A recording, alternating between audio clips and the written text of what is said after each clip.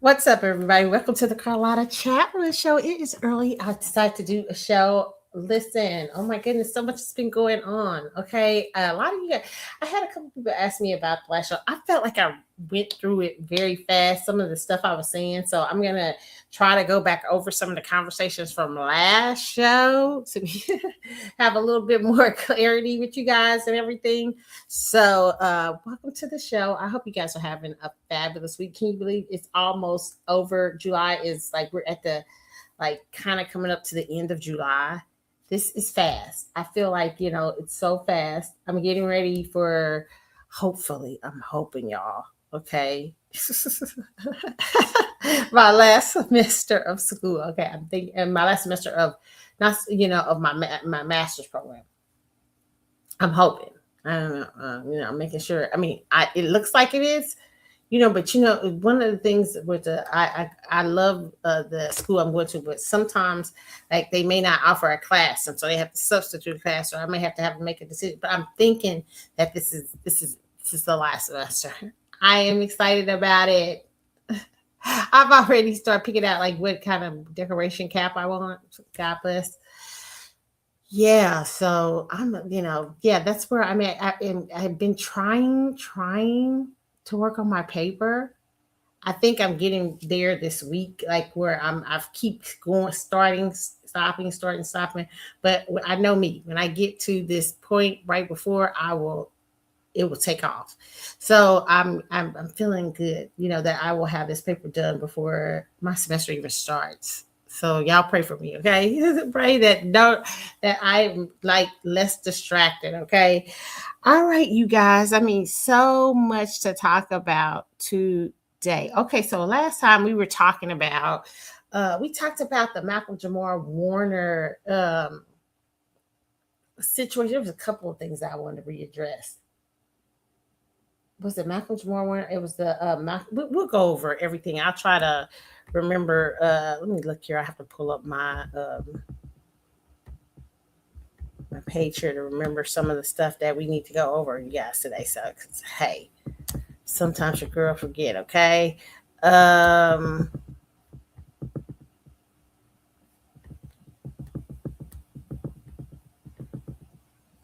um and then we've had a couple of things, other thing that has come up, but since then, okay. So, let's see. Okay, so there's so many things I need to talk to you.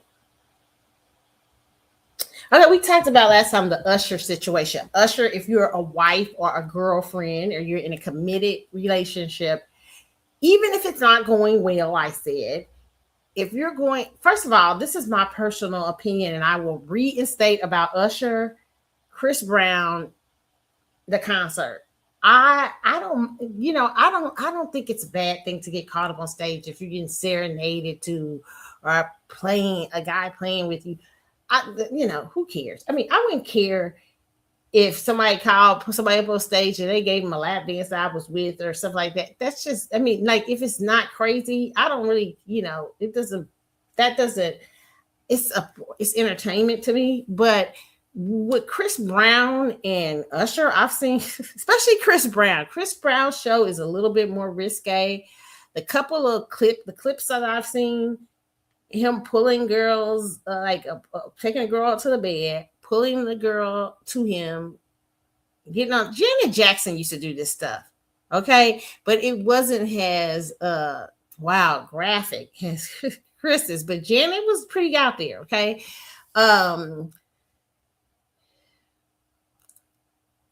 As a woman, if I was even single, I said I would not do that.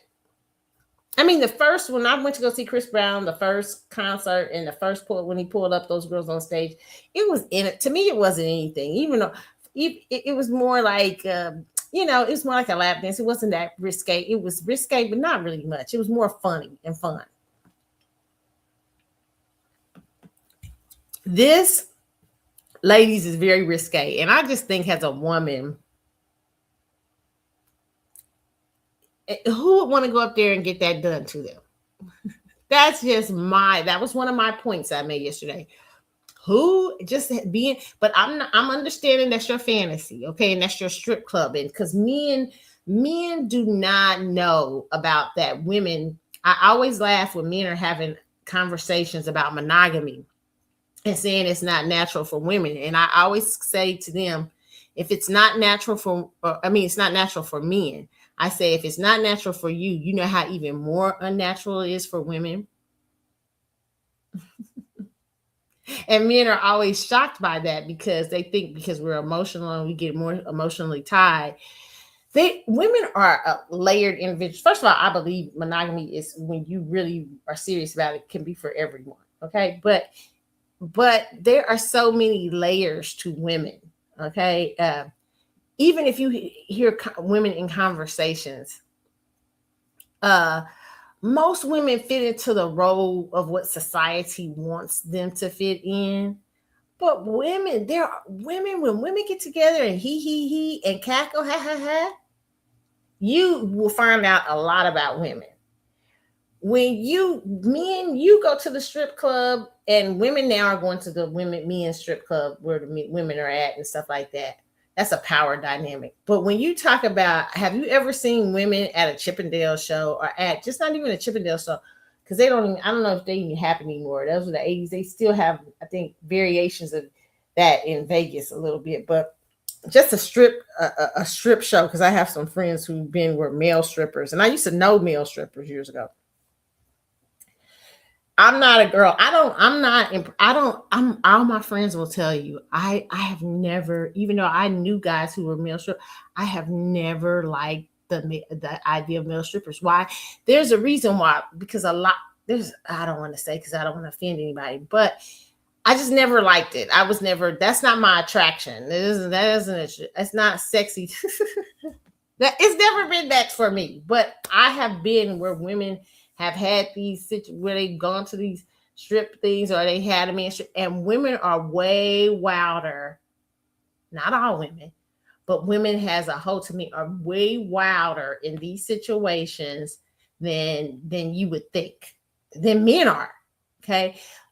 You talk about, we look at, remember on Atlanta Housewives a few years ago, they had some sort of party and they had a male stripper there. Remember the controversy that ensued because women are more, a little bit more wild than you think. Okay, so that's why I say there's this thing of society to put women in these innocent categories and stuff like that. But listen, I'm telling you, fellas out here, those environments are wild. Okay? Some of them. Okay, even with I remember around my bachelorette program, all my friends knew. They said, "You can't get her. She's not gonna be interested." Yeah, and I said, yeah, because it won't even be sexy. It's just not sexy to me. But it's, for some women, it is very sexy. Okay, so but we did like pole dancing and stuff. I like activity, a little bit. but what's seductive to me, more seductive to me, is I like the idea, like I like the lead up. I like you to be. It's so easy to be seductive, to bring somebody on stage and smack it up, flip it, rub it down. No offense to Chris Brown. That's kind of lazy to me. I like a man who, when I see on stage, when I like to be seduced, I like to be like eye contact, sing to, mess with my mind. But then again, I'm what's that? What's the I'm more intellectual. I'm a Virgo moon. I'm worried. I even though I'm a Scorpio sun, right? And I think most Scorpios, a lot of times when I talk to, I think we're all like some sort of wild child, but we're not. It's really, it really has to be an intellectual level for me. So yeah, so that kind of thing calling me up on stage for that and trying to do that, I would just never want that. That's disrespectful to me in some ways. Okay, so but I understand why they're doing it. I get it. That's women going to the strip club. I said that the other day. It's no disrespect for them, but that's females. So people are shocked when they're seeing people go up there who are married and stuff like that, because people are not thinking. Actually, these things go, listen, I try to tell you women, people have phones all over that arena. This is not going to your friend's bachelorette party. This is not going to the Chippendale show in 1989 where there were no phones.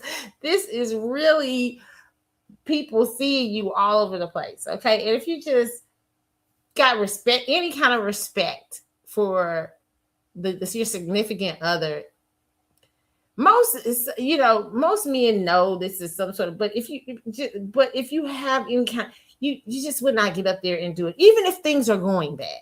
Okay, that's what I said. Even if things are going bad, unless I said you got a scoundrel and you having one of those days and you saying I'm really about to get him. Okay, I get it, but still, I just wouldn't want to be caught up for all that anyway. That's just my opinion on that. Okay. Now, the other day we talked about Malcolm Jamal Warner. I'm going back over hot topics from yesterday because somebody didn't really understand something I said. So I thought I need to be more clear. Malcolm Jamal Warner's wife is suing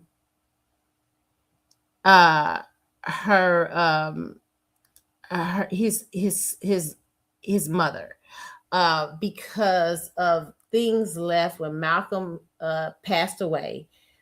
There were things left undone from the prenuptial agreement. Okay.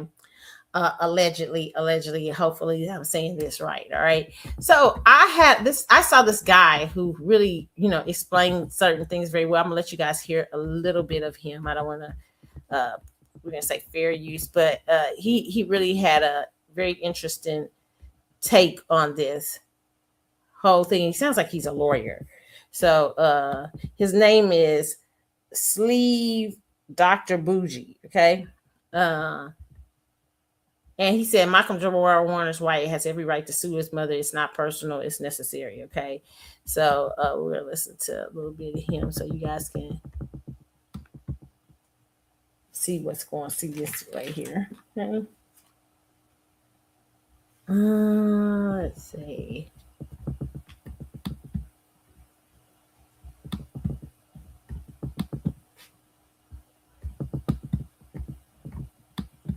Okay, I'm gonna let you guys hear.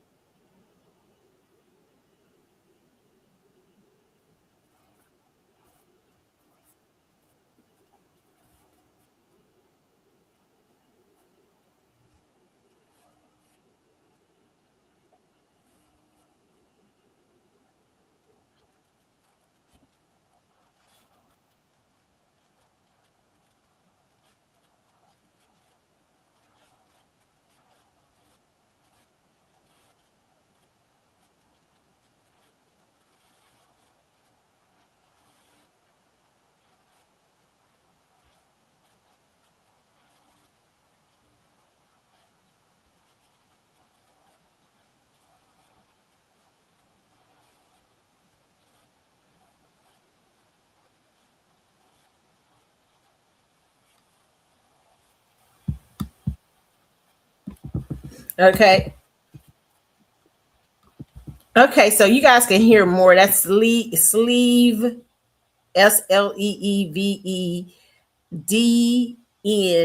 Bougie. Okay, Boujee. Really good take on Malcolm Jamal Warner and what may be going on there. Let me just say this, okay? Oh, y'all didn't even get to hear it. Hold on, I didn't even have it up. Okay, y'all didn't hear this. Let me start over. You know what I be doing? What is going on here? Hold on, let me play it again. Y'all didn't hear what was going on, so let me.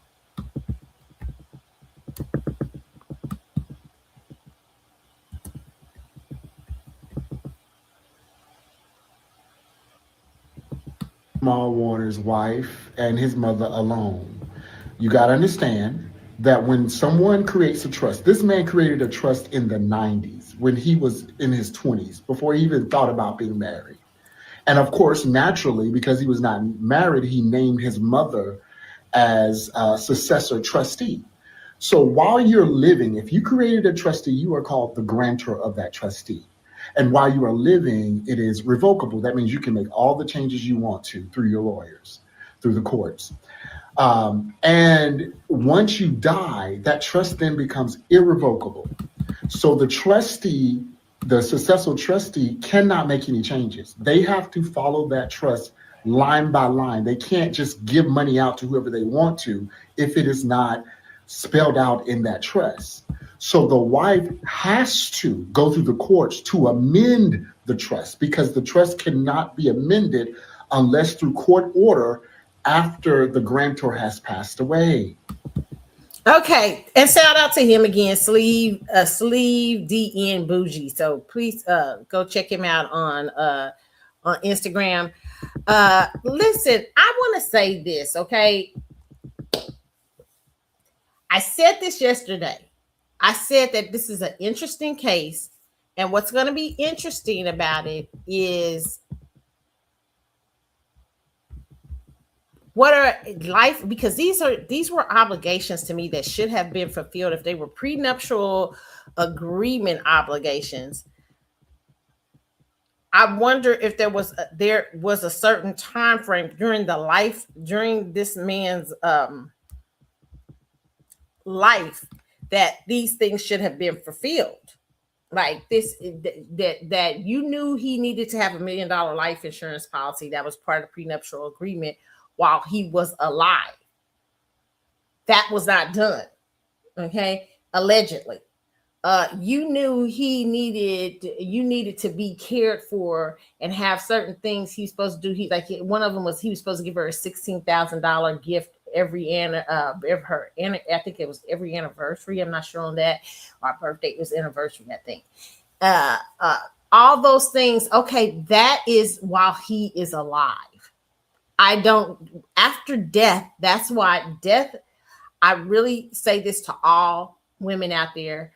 I've even had these discussions with my spouse and trying really to understand, even with my family members now and my own self. I'm trying to really start really paying more attention to because I had a situation where you guys all know, I talk about it all the time. I was diagnosed with breast cancer, and thank God, hey, praise God, I'm going on 3 years breast cancer free. I have my next, coming up with where soon where I get checked out.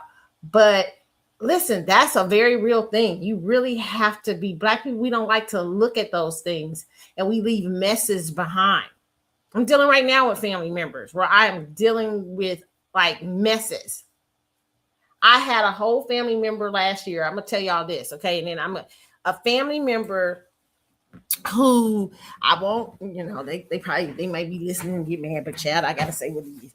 Okay, so I won't tell y'all what family member, but I had a family member who was in a dispute with her spouse's other family.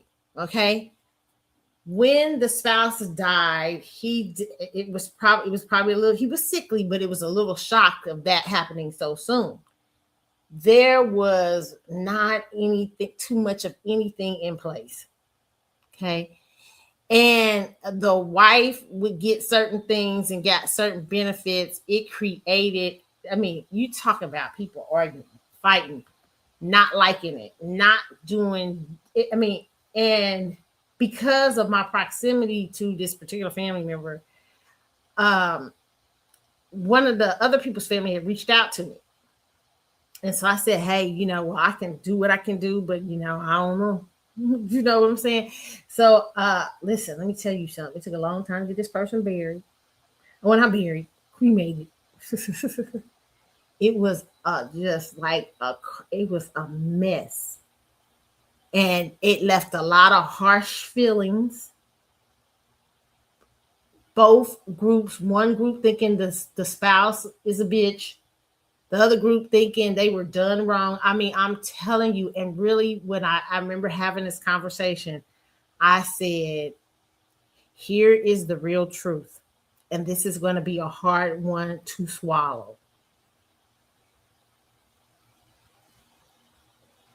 That family member I had, whether she was a bitch or not, whether it was she was not that great or not, it is the responsibility of that spouse, that man who passed away, to make sure that your family has access to certain decisions, certain situations, and everything. Well, they didn't know. Well, that's unfortunate, because what happens is you leave room for somebody to come in and be able to do what you may not like.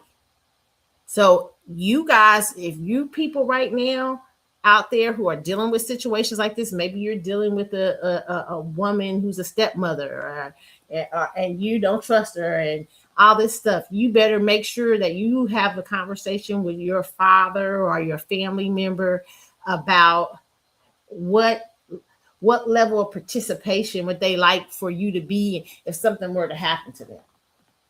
Because otherwise, all you're going to have is fighting and arguing and people not liking each other, people ready to kill each other because you failed to do the right thing. And I felt so bad because it just was a matter of the person, especially when you knew you were getting sick. It is always, and this doesn't just happen with people who don't have money. This happens with the wealthy. Okay. Now, Malcolm Jamal Warner's situation is very interesting to me for a couple of reasons. Okay. He had this trust done in the 90s, but he also if you ever listen to him in interviews and stuff like that and ever saw, you can see he was highly intelligent. This doesn't strike me as a guy who would avoid that, like avoid changing his stuff, like avoid not like just getting so caught up in life that he wouldn't change it if he knew it was of importance. He strikes me, and I don't know him, maybe I'm wrong, but he gives me this energy that of a very responsible person. And he also gives me the energy of very close to his mama. Like I said, some of y'all women don't be peeping game. And I'm not saying this about Miss Warner. I'm just saying he's very close to his mama. But some of y'all women don't peep game with your husband, between your husband and his mama. Some, like I said yesterday, some of y'all got Lestat situations. Like Lestat, if y'all watch a vampire show, Lestat, you know his relationship with his mama. Y'all know what I'm talking about, okay? He has an in love relationship with his mama, and mom ain't nothing gonna be beating the mama. So if you know you with a mama's boy who cherishes his mama, will give his mama the head of the wheel and all that stuff, you gotta make sure that you are taken care of. But this situation, I don't see it as that from him. He doesn't give me that. He gives me as a very well thought out guy, but also something interesting about him, which I think he would make this. I think he be getting married. What I'm perceiving from all this, and I could be so wrong. Okay, this is my perception. This is in fact. Okay, the article that I read from the Griot the other day said that he was with her a number of years before they got married. Okay, he kept them in secret when he did get married. Okay. He got married after several years to this woman who is some sort of psychologist or something like that, I think. They have a child. He had been married to her for a minute, and he never touched that trust. He never went to go. It doesn't seem like he went to go make arrangements or anything. What does that tell me? What is that giving me the perception of? There's a couple of things here. I wonder if the marriage was a do the right thing marriage. I've been with her a long time. Even if there's some things I don't trust about her, there's some things I don't like about the right thing, because he strikes me as a right thing guy. The right thing to do is to marry her, and for my child's sake, and I won't be back and forth in a battle. And she just gives me that. Some men have this do the right thing mentality, even if they don't like the person and trust the person, which is crazy. Okay, it's like, it's like, no, that's not why you have to do the right thing. Sometimes they just don't want to go through a battle. They're not understanding sometimes a battle is better.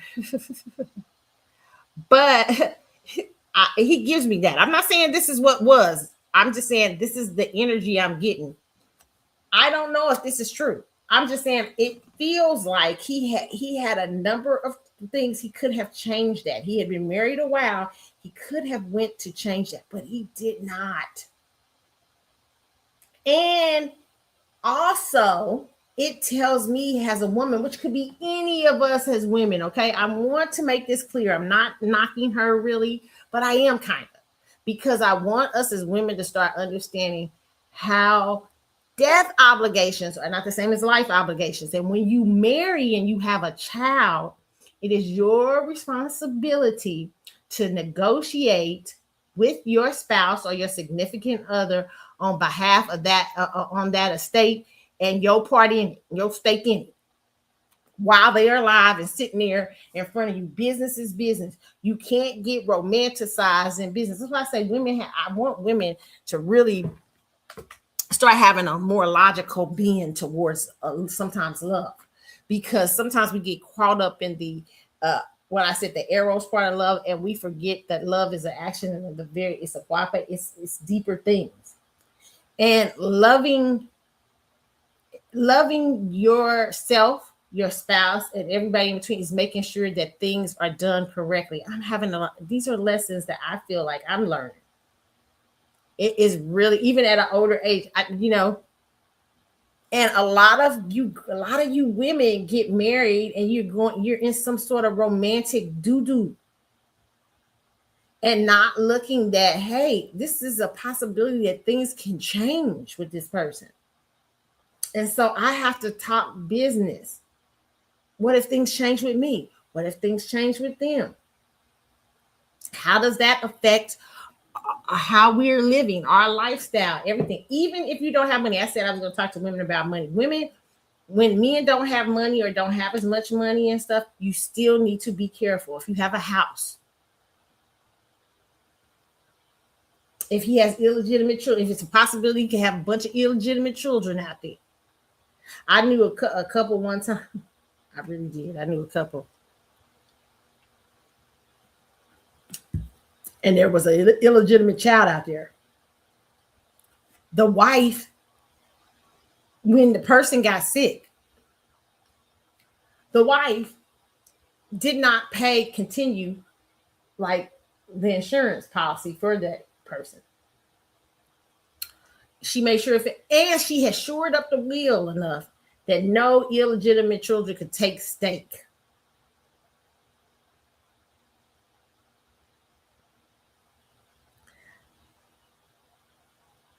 Well, whose fault was that to me? The man's.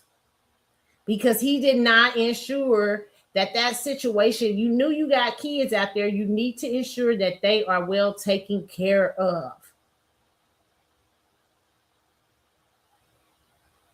Because as a wife, and this is in my agreement, my responsibility is to you got very few what's her Rita Marley's out there. Rita Marley is a beauty. Listen, let me tell you something. What I've read about Rita Marley, and just the sheer, like, I don't know what it is. It's in a sense, it's love to me. Maybe she felt like I can't even trip off of it. He's got all these women. Maybe they had that kind of relationship. I know that she wasn't happy about that. But in the end, if you read the story about Bob Martin letting, not keeping now, I read about Natalie Cole's mama allegedly. She wasn't like that. She was like, ain't no widow, ain't no he was on his deathbed and had called other woman, say it ain't going down. I mean, I'm just saying some women approach things different, but you got to read a Marley who did not approach it like that. And I'm not saying which level is better, because I do believe it's up to a woman when she's married and she has children, she has to protect that estate for her and her children. Okay. So unless she has a really deep relationship with the other significant, which you should to me, but that's neither here or there. A lot of these men get married and be having secret families and all kind of stuff going on. Okay. So she allowed his illegitimate children access, even though everything was left to her.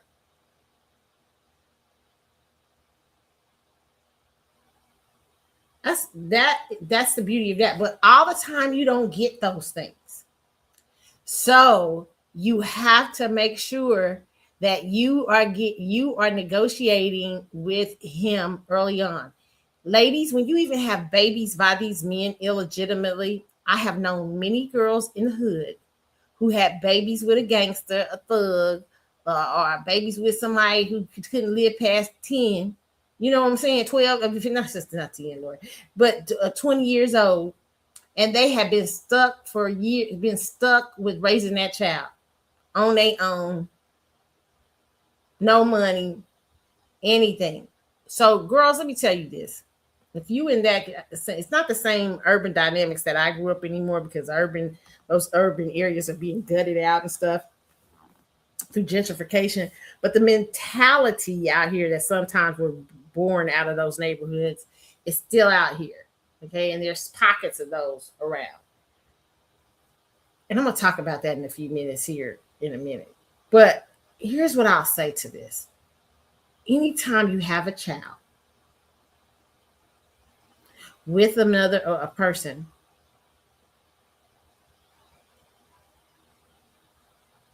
please ensure some sort of insurance policy on them or something with him that you and your child can be taken care of if something were to happen to him. Because you're not married to him.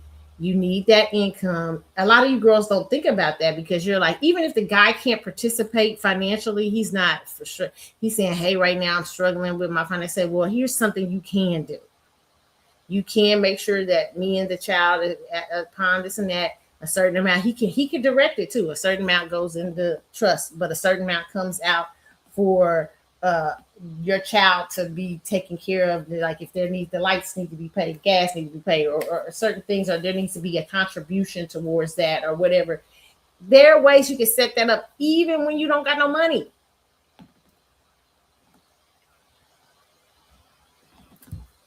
I'm just saying to people to have wisdom when you connect with these people. And a lot of you women, when you get in with dudes who are still married and you move in with them, there are several thousands of stories out here about the old spouse coming back after years to collect. Okay. So it's not smart to live with somebody who is married and all that stuff, because and they own all the stuff. Okay. You want to ensure that divorce happens, or that they have set up situations that your house can't be taken or claimed, or at least half of it or any kind of property by the other spouse if something were to happen. Okay. These are all things you guys don't think about from day to day, but life happens. Death happens. Okay. And so you have to think about that. Malcolm Jamar Warner is interesting. His wife did not think about that. And I also see that he meant for his mama to be on that. He don't strike me as a dude that would keep that going. It's something about you, girly, he didn't trust. Women, you got to know how your man feel about you. You got to know if he think you irresponsible, if he think you this and that. It's really true. You got to know, and it's nothing wrong with this. Nothing coming with a real I'll to Jesus. Everybody else ain't got to know, but you and him know. And he like, yo, I'll leave my mama over because I don't trust you with the money. And sometimes some of you women know, you like, yeah, right. I'll blame you right there. But let's just make sure I can have access so I can be able to pay this or do this or that like that. You can have that discussion. Those are real discussions.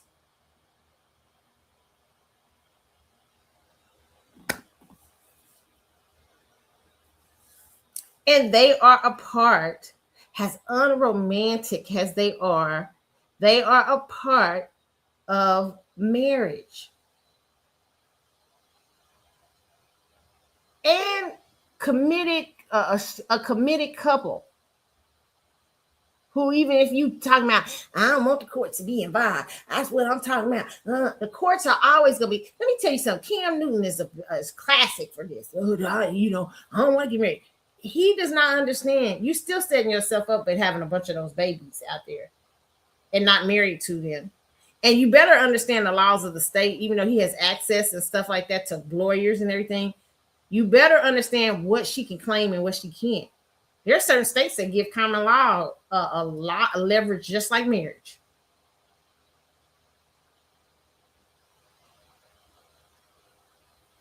So can I tell you something? Here's a big secret for all of y'all scared to get married and everything. The law is going to be involved no matter what. The law is, if you have babies with these women, the law is still going to come. If they want to go to court on you because they need child support and it's ending in a nasty way, the law will be involved.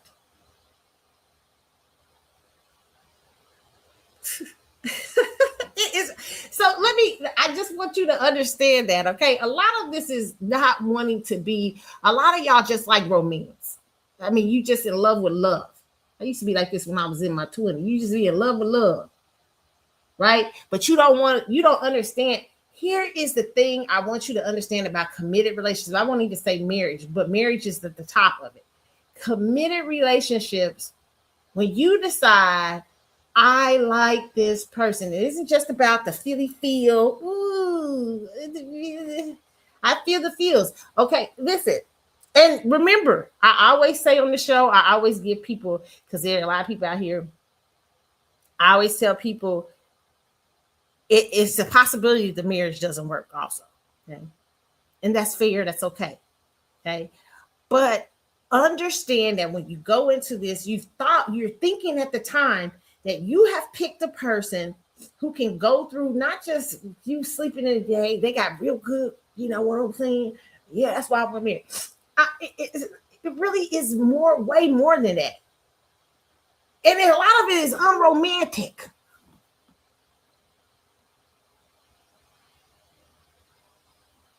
It's about having a spouse or a person.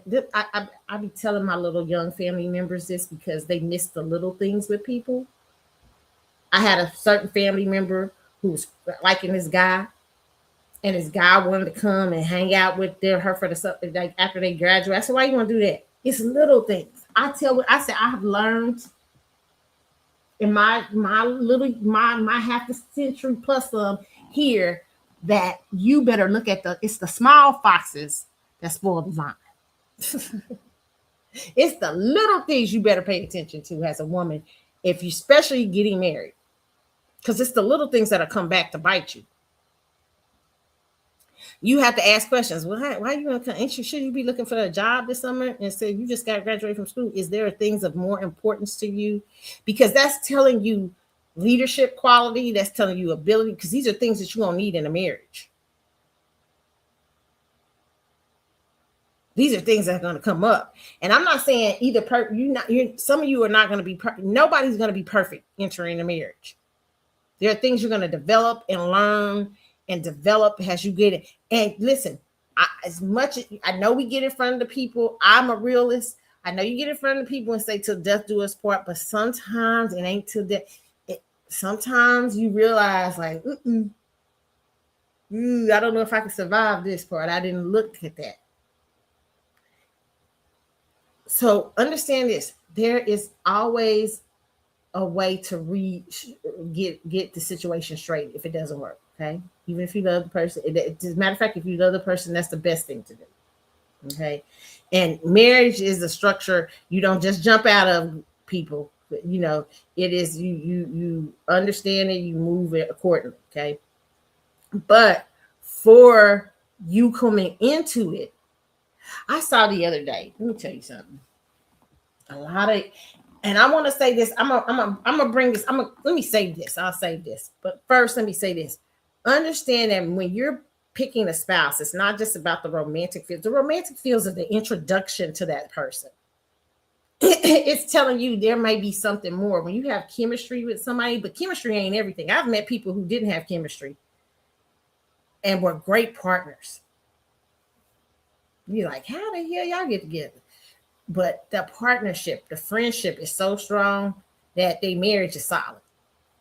Because they don't romanticize. It's not very logical. It's like arranged marriages. It's really very different. And then I know people who have romanticized marriages and have great marriages too, because they also brought in the logical. But when you are choosing a person, understand the importance of how that person isn't just a good time person. That there will be, if you're going to do life together, there are going to be ups and downs, days that are not so good, things that are not so good. And there are things you need to understand very early on. You need to look at the little things, how they handle stress, how they handle, are they leaders, how they do this, all the things that you need, and what is the structure that you need for what you're doing in life. What is the structure? Do they fit that structure? They can have great qualities, but they might not fit your structure. I don't know how many marriages where both people were great. They get married and they find out, hey, you're not going the same way. And they kind of knew it before, but they were so big on chemistry and love and everything that they didn't really kind of really see. And it ends up like, having to end it. So I'm just trying to tell y'all, love it. You can't just come to the table, even if you're not. Let me tell you this too, for you out there who trying to avoid marriages and all this crap. Even in committed relationships, if you're gonna do life with somebody, you still gonna have business. You're gonna share a place together. If you're going to,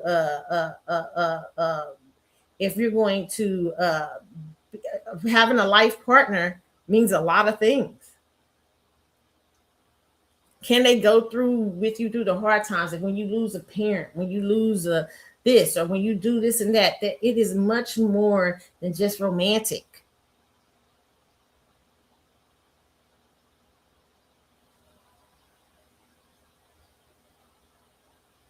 That's why, girls, listen, I try to tell women, and I know the manosphere would not like this advice, and I don't really care at this point, because women today, we're dealing with different types of women today.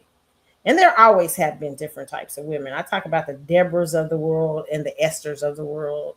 There are different types of women who in life, because sometimes in the manosphere, there's this idea that you spend all that time doing your career and don't have no time for it.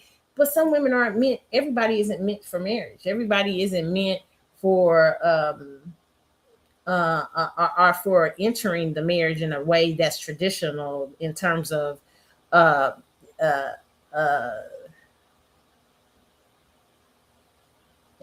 like, having babies before 35, having this and having that.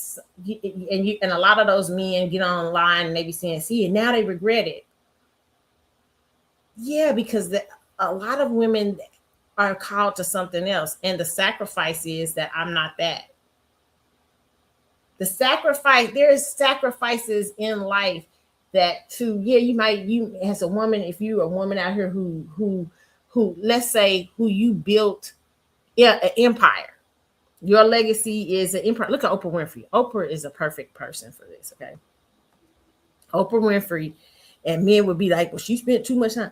Oprah has a legacy. She even has spiritual children.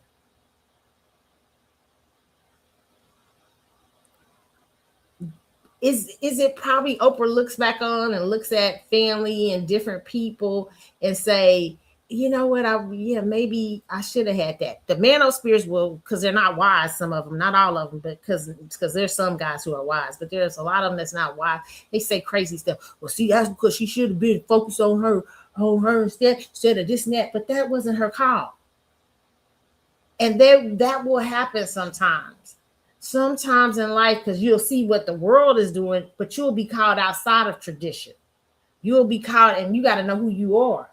And so sometimes yeah, she might look at that and say, "Wow, that's a beautiful thing to have. I wish I would have done that, but that wasn't." When you every time you hear her conversation, she did. She was pregnant at one time. She lost a baby years ago when she was a young teenager, and she said she saw that as a second shot to do what she was called to do. And you can't not talk about her impact, even if you don't like certain things about her. And there are certain things I don't like about her, but there are a lot of things I do, and you can't not look at her impact.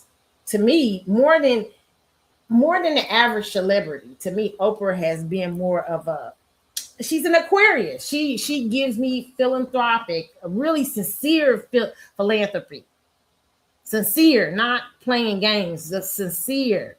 Uh, Looking at the deeper things in life, even if I disagree with a lot of the way she does things. Sometimes she's not a perfect human, but I'm just saying I her approach has been very impactful on the world, and she might not have could have done that. The sacrifice for her to do all the things that she needed to do in her life, she didn't have children, she didn't get married. Mother Teresa never had children. I don't call her a scum bucket or throw her away and all that, so that's just crazy.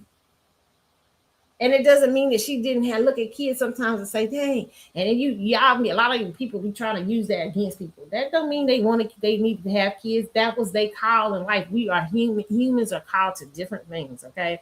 And you have a right to look at something and say, "Dang, that might have been nice," but I'm called to this, okay? So what I'm trying to say to you guys is, you got to understand who you are and your call and everything when you're getting into committed relationships, and how those things are going to affect you overall. And they'll affect you better too, as when you're approaching, because a lot of you get in stuff like, see, she was with that man for years, Malcolm Jamal Warner, allegedly, and then she didn't see he had this kind of that he probably, you didn't see how close he was to his mama. Then I'm wondering about you too at this point, because this should not be happening in the lawsuit. This is because you didn't take care of business when he was alive. Um, you didn't see the structure that was coming up on you, okay? And because you were comfortable in the thing, doesn't mean that things can't happen, okay? But also getting back to this, I want to say this to women. I went off into something else because it all goes in together. But I just saw this week. I've been watching this.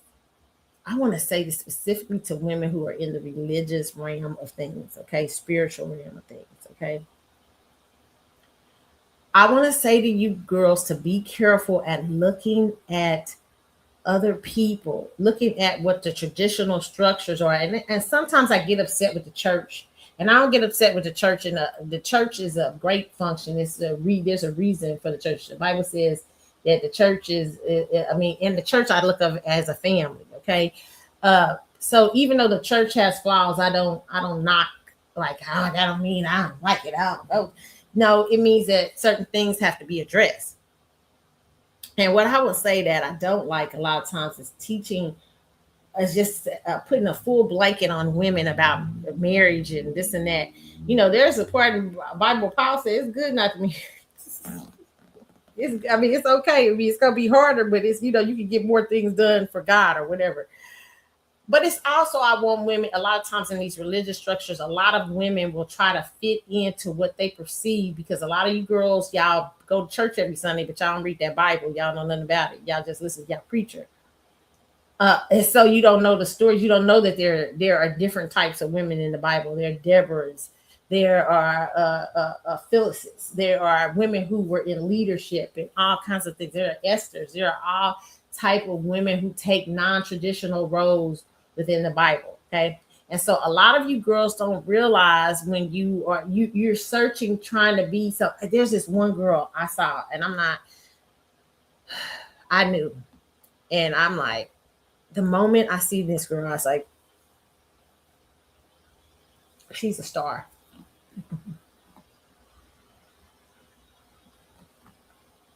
She's a star. Talented beyond anything. Just very talented. Okay. But I seen something. And, and, and,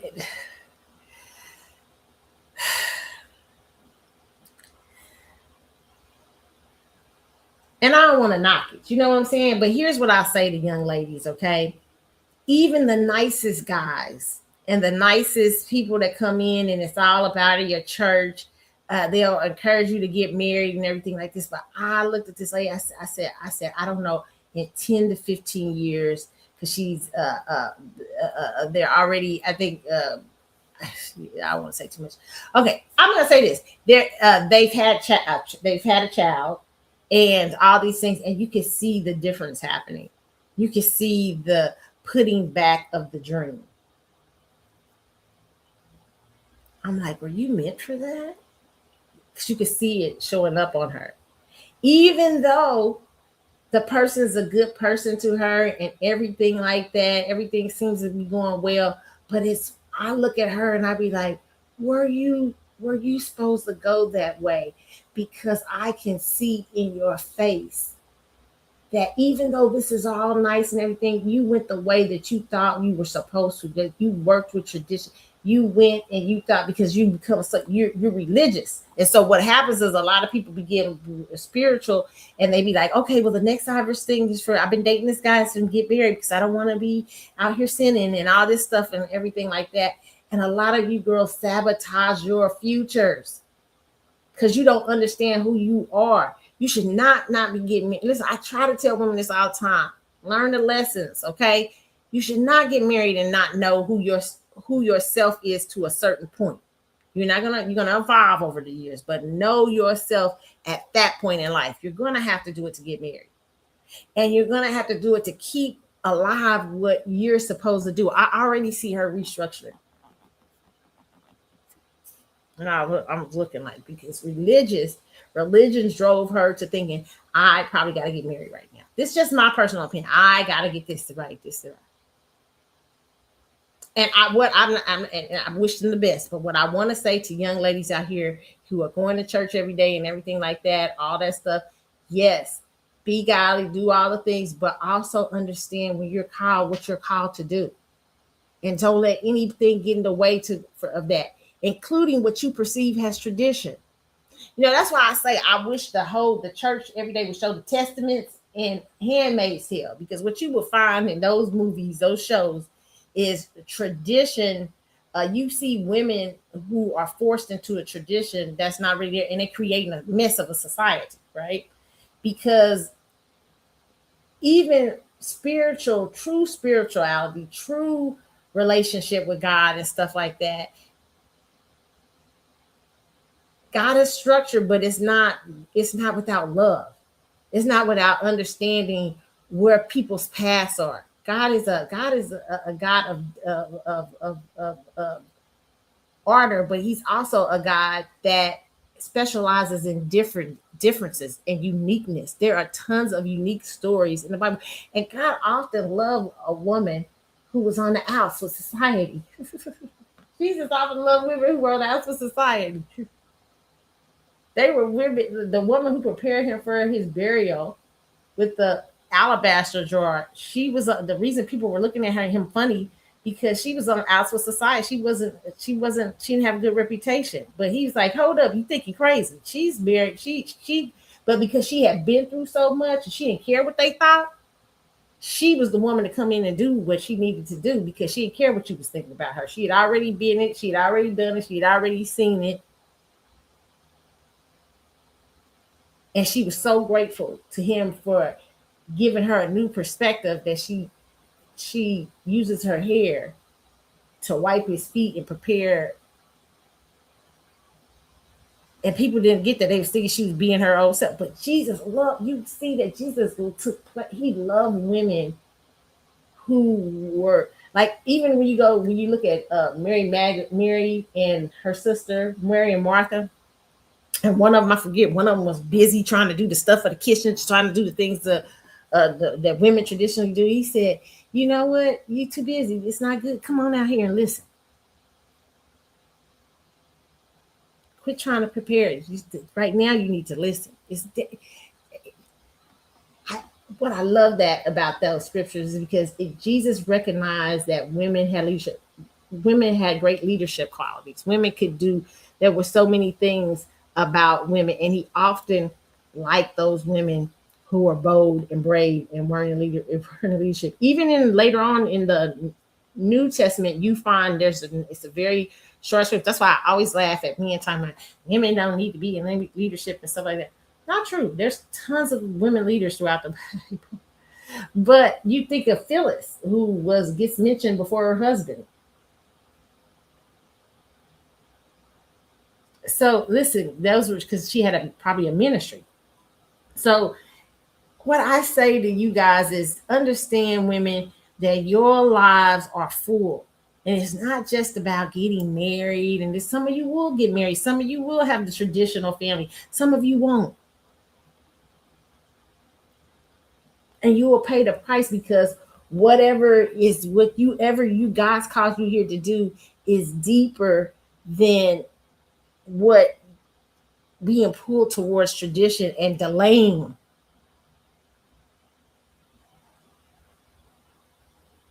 Having to go, you know what I'm saying? We often have to go. So that's why I tell women all the time, know thyself, know who you are, because you will delay the time. And trust me, I always tell people, you know why? Sometimes this is why I have gotten less. I'm not saying I don't say, and y'all get mad at me a lot of times on this show, but I don't say that. I'm not saying that affairs are good. Affairs are not good. Relations, they are not good. Okay, you're not supposed to. This cheating is never good. Okay, but I understand what happens. I used to be a very person. Really, I used to be. You listen to my old blog talk shows. I was very judgmental on this aspect for people and stuff like that. But I understand a lot of y'all have gotten married to too soon, too late, too wrong time, out of sync.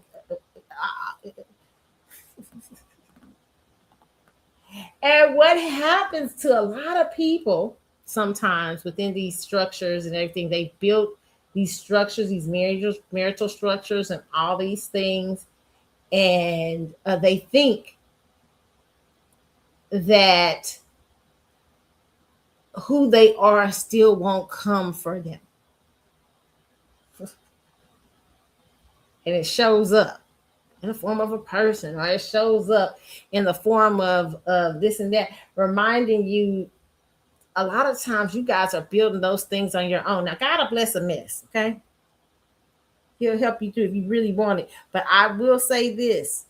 A lot of y'all get into these relationships and y'all think it can't hit y'all, especially religious people. Oh, it's always terrible to see religious people people who are spiritual go through this, because it is against the whole vibe of anything they ever thought could happen to them. And often it is because they got roped in to getting sometimes married too soon, not too sometimes not the right person,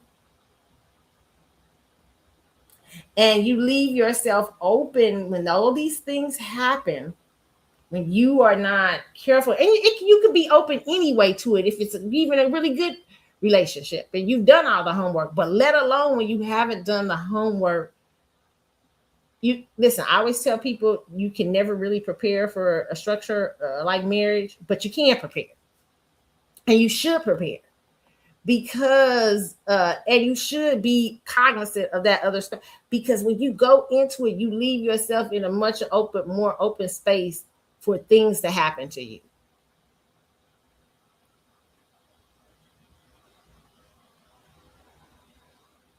Because you didn't see the little small foxes. You just didn't see them. And somebody will come to remind you. Okay? So a lot of times these structures break down because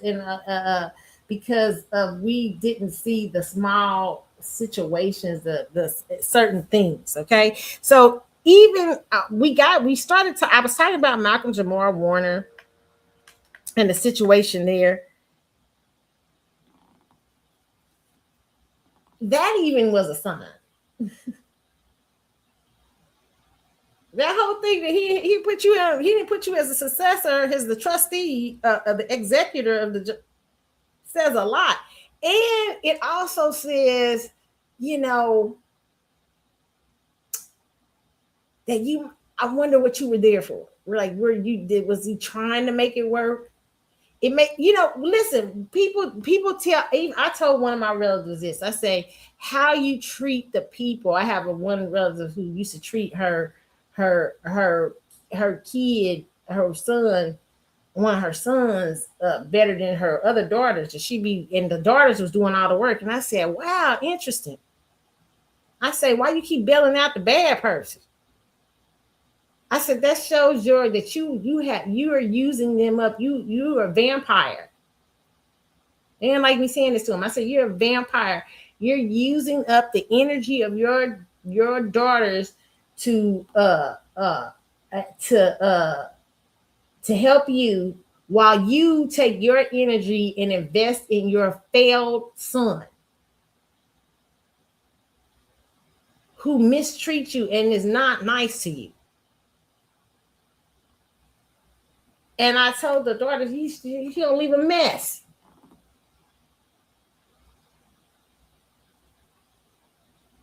How you operate, and the person was telling me, well, I really don't know how to do this. I don't know how to get myself ready for it after something happened. I said, well, the best thing you can do is take care of them, take care of the people who take care of you. You go to find a lawyer, ask your daughters to help you find somebody and get some, so you can get some help. Now, if you want to give, some people give, you know, they be, you know, they'll give their time and energy, say, that's, you know, that's my mama, that's my this and that, I'm gonna give it anyway, because, you know, even if they mistreat me. Okay, that's your thing, good. But I'm a person that believes that, yes, you should not be pulling everything. I've seen that happen to myself. I've seen that happen to my family members. My grandparents were like this. My grandparents will help everybody, because my great grandparents were like this. Helpers, okay? They help everybody. To this day, my grandparents, I always laugh at them because they sometimes with little things, because they don't see sometimes how important structures like this and stuff are important. They come from old school, you know, the old generation, greatest generation. Okay. And I've seen them, they take care of people only for people to forget about them. Like I had my grandparents, I remember taking care of people while they've been sick and fed them, done all kind of stuff because their families wouldn't. And the moment those people passed away, their families was like, oh, thank you, Mr. Blah, blah, blah. And thank you for taking them to the doctor all the time and stuff. But they didn't see, I didn't see them give nothing back. I'm like, okay, well, you about to collect on all that stuff over there. You weren't even here to get it. You don't, but they was here helping your family. You don't see no need to give them something or to be. I always paid attention to that. Even though my grandparents were the type to be like, nah, I just did it. They praise God. You know, I'll be like, right? You know what I'm saying? So, you know, and a lot of times that was wearing thin on them. And I was like, well, did you sow really in good ground? And as they get older, they think about that. And I be thinking, like, sometimes, listen, you guys have to see these things. What is good ground? The world is a transactional place. And sometimes how you show your love for people, see, to me, those people didn't really love them. They were using them. When you love somebody, you make sure they're taken care of. Listen, when I had a relative, another relative, I'll tell you a story about that the wife had the mama, the mother of the wife, the mother left. She had a lot of property and everything like that. She didn't hardly leave the wife anything, but she left, which I didn't believe the story at the time. Found out later on the story wasn't true, but I digress. But she left everything to look like friends, and the husband of the woman was really upset. He was why wouldn't she leave, blah blah blah blah blah blah blah, that's her kid. And I was like, because I said, just because somebody's your child doesn't mean that they deserve to have that. She left to the people who she felt were. I said, what did she do? Was she do? Was she? And come to find out, this person wasn't as active in their parents' life or stuff like that. And that parent left the people who were active to them, you know. But they really did leave more than that. But the also the response of that spouse told me a little bit why that parent might not have left a lot of stuff. May have spreaded her stuff out because she was scared of that spouse that misused. So even the the executor was different of the will because she didn't want that spouse. She saw this was a smart woman who saw that spouse is going to take that person down, and I don't want them taking. I want my grandchild protected, or I want my this and that. So I'll leave somebody over it who I know is going to do this. Okay, so this is why sometimes people see people, and that shows love. Sometimes that's a love to not give it to you.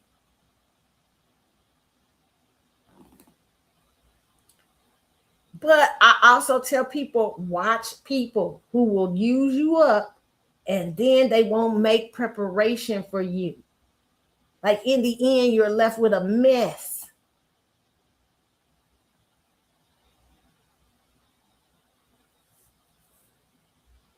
I had recently found out something, and I was like, oh my God, I had cut people off. I said, no more.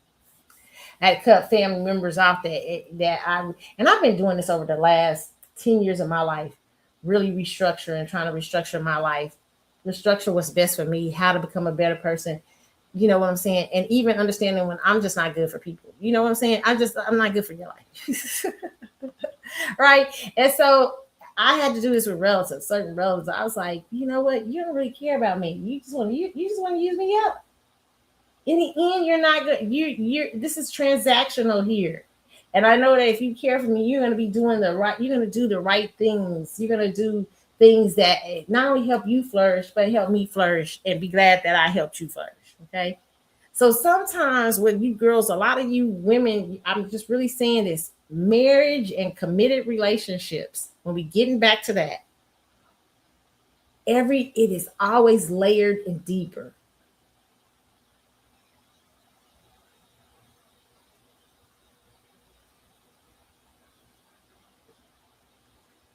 The very fact that she didn't take care of that $1 million life insurance policy, and I don't know what's the background. It may be more that maybe some things we don't know, but tells me something about that. Tells me a lot. And the fact that he didn't, because he gives me responsible God. I could be completely wrong about him, okay? But if he ain't that, then he didn't really like you that much. He didn't really add into you.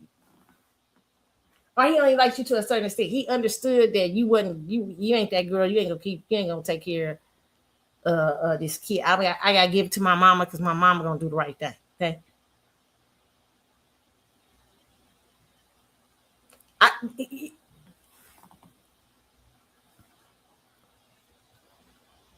So I hope y'all getting what I'm saying today so that you can use this for your own life and your own structure to understand people and things around you better, to understand the structures and recognize the structures around you better, and to recognize what relationships are. Marriage does not guarantee that you're the most trusted person to that person. And you need to be able to understand that. You need to understand the structure of what you in.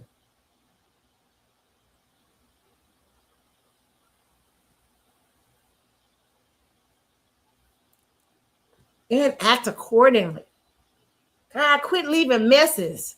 I'm just trying to say this. You celebrity males out there and celebrity women, you might die one day. Make sure you got the right person getting the catalog.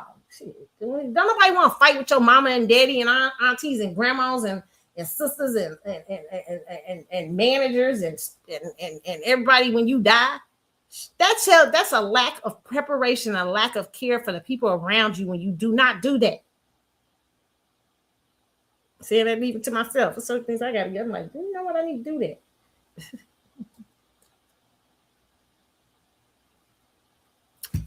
Nobody want to fight with your people about should we pull the plug? Should we not?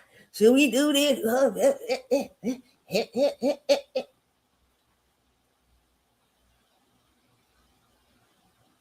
especially when you got wealth and you know you got some money out there. You know you got money. You know, even if you broke right now as a celebrity and you a musician or a singer or something like that, you know your catalog worth some money. You know when you die, your name gonna be worth something. Leave your name, the rights to your name, whatever the hell you gonna do. Somebody gonna put it on a t-shirt or whatever. Prince, I didn't like what Prince did. Prince is that's a damn Gemini to me, in my opinion, being funny. But it ain't funny. Because the people who cared for you in your life, maybe he felt that nobody cared for him. Maybe he felt like leaving a mess. Maybe he felt like nobody was sincere in his life. And I'm just going to leave this stuff. But Prince was religious too. Prince had a lot of religion he was dealing with. And so I'm wondering, Prince just think, I'm just leave everything. Everybody can fight him. But it's not. This does not show care. And so now people might have asked, now not only to see you got some person over your estate, the very structures that Prince was against, he left them vulnerable. He left his estate vulnerable to those structures. Just makes no sense. You went around from show to show. That's a dark that shit. You went around from show to show to show to show, and you had the power.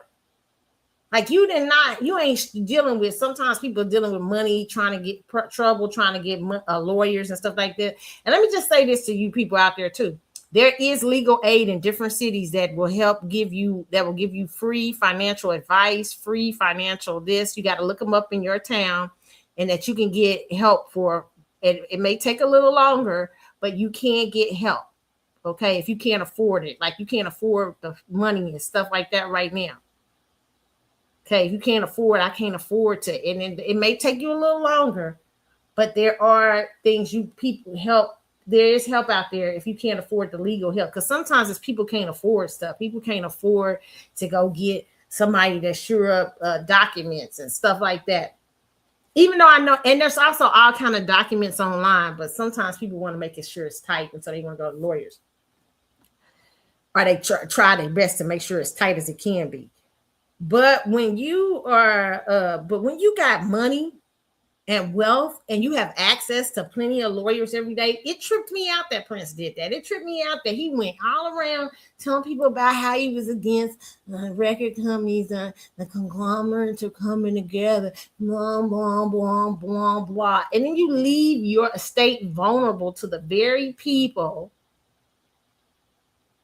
who you did all that fighting against. It just doesn't make no sense. You know what I'm saying? So I'm gonna say, you people out there, please get your stuff together. If you got the money, or you got this, or even if you got a name, go to somebody and make sure even Michael Jackson, it was a mess there. And a lot of people still to this day question some of that wheel. Okay, I'm just saying there's a mess there. It was like 2 wheels or something.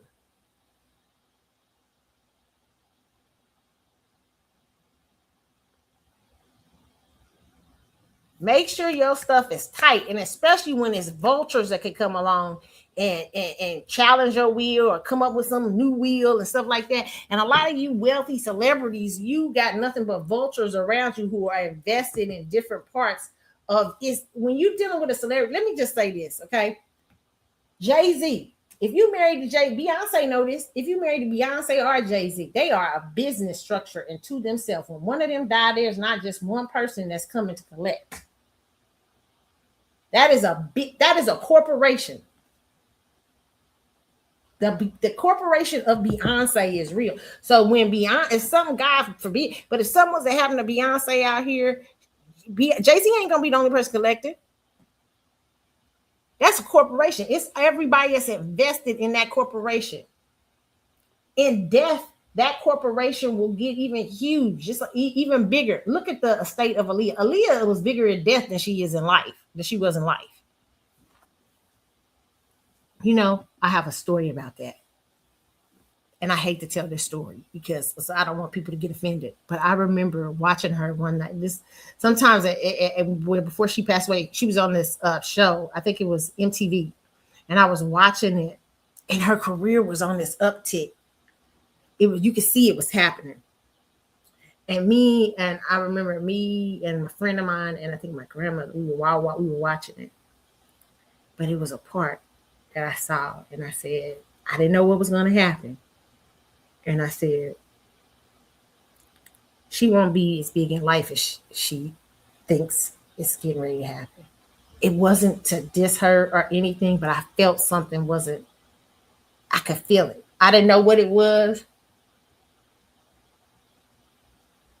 And I've had this feeling sometimes. One other time, I remember a friend of mine who liked to. She's a really good singer, and her brother was too. And she was upset one day because everybody paid attention to her brother and stuff like that. And she still did. Let me tell you something. Sometimes people can minister to your life and prophesy to your life, but you still might not do nothing with it. Okay, let me just say that. Okay? But I remember saying to her, I said, I didn't know what was going to happen. I didn't know. I wasn't speaking over nobody, not speaking bad things. I said, that is not the person that is supposed to fulfill that destination. You will, if you put yourself, to work in it. She didn't understand that time because she thought he's so good, nobody be over him. A couple of months later, maybe 3 to 6 months later, passed away on playing basketball. Had a heart problem. Okay, the brother did, and she suddenly everybody was looking to her for the musical, but it just was not. I don't know. I don't know if she just stopped believing in herself or whatever. But sometimes there are destinations that sometimes get fulfilled. Sometimes, and it doesn't mean that everybody gonna die or whatever. But I knew Aaliyah is bigger in death than she is in life. So there is a business surrounded around Aaliyah now. And it's funny to me because I don't know if this story is true. I see there's a lot of these stories on the internet. And I was tripping at how many people may claim to the Aaliyah legacy and stuff like that, but none of them was there to pay for her funeral. I heard a heart. Listen here, I was like, "Come on, wait a minute, hold on now, wait a minute." I don't know if this is a true story or not, but I heard it's a true story that goes around the internet. First, it was Lenny Kravitz, but then people corrected it and said Maxwell paid for Aaliyah's funeral, and you never hear Maxwell say a thing. But I be seeing Dame Dash, all these people who claim they was her friends. How you niggas didn't get together and give that woman no money for they to bury her? And nobody should be making it. That's a true story. I'm looking at everybody's side because I heard it was like the record company wasn't supposed to. Something happened. I don't know how true that story is either, but it's been all over the internet for years. That the record company at the last minute or something couldn't pay or something, and Maxwell allegedly stepped in to pay for her funeral. I don't know how true of a story that is, but listen here, ain't no way. Let me tell you, family. I'm gonna say something to the family, okay, right now. Okay, ain't no way all them everybody gonna be speaking on my daughter's name, and y'all didn't come through to pay for the funeral. I'll be like, wait a minute, hold on. Y'all, everybody ain't gonna be making claim. Aaliyah tribute to I miss you. All these people out here who made money off of Aaliyah while she was alive, and nobody can chip in and pay for the funeral. I can't believe that story. I don't know if I believe that story's true.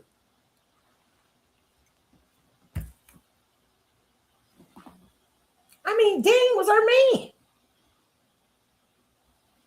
That's wow.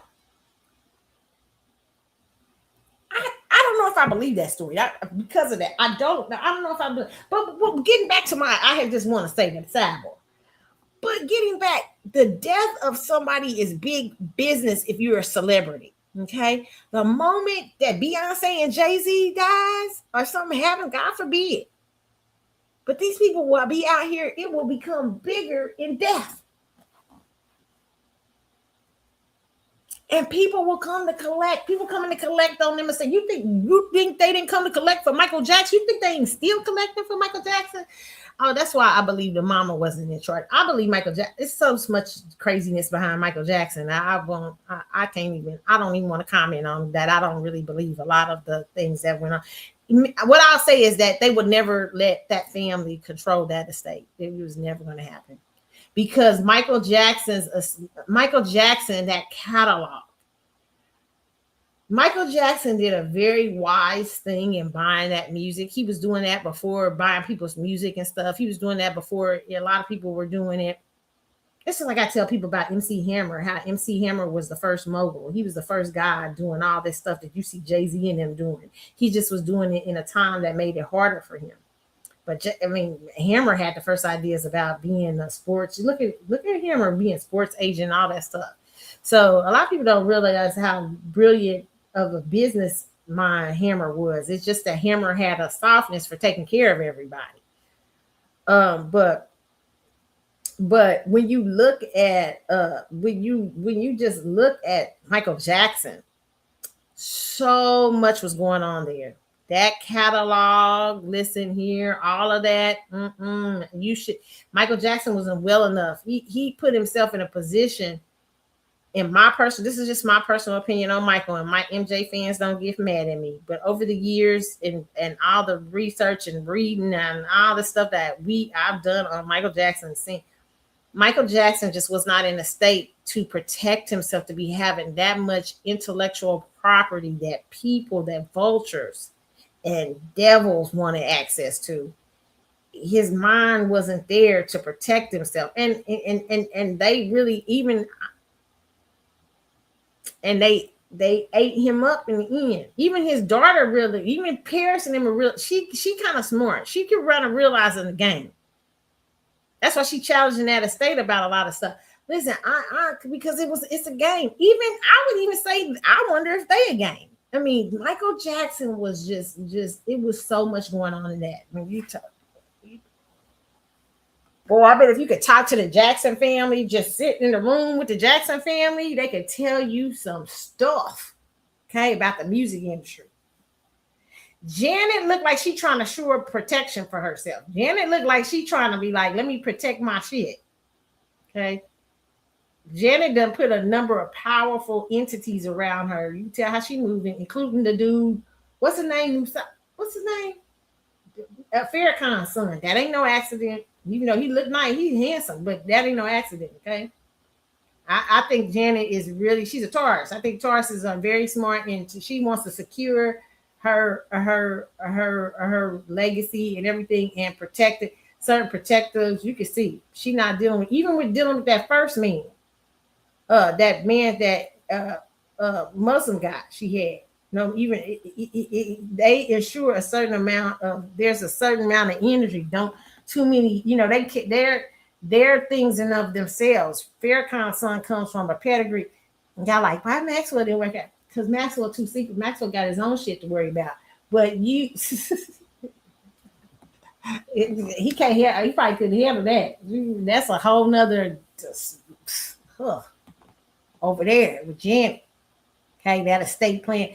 Listen, she trying to set. She ain't playing with nobody. Okay. That's why you got to have people. When you in that kind of business and you marrying and stuff, you better have somebody that's strong up in there. That be like, that realize the deal. Gotta protect you. That will try their best to protect you, even if you go before them, they'll try to protect you. Because listen, too many people, it's so many in the music business. That's what happened. There's a number of investments and everybody coming to try to take over the corporation. You know how many people gonna try to take over Jay-Z and Beyonce's corporation?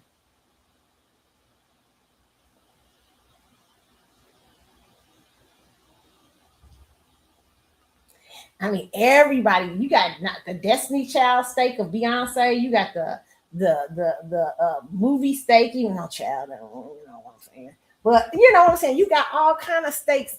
Whitney Houston.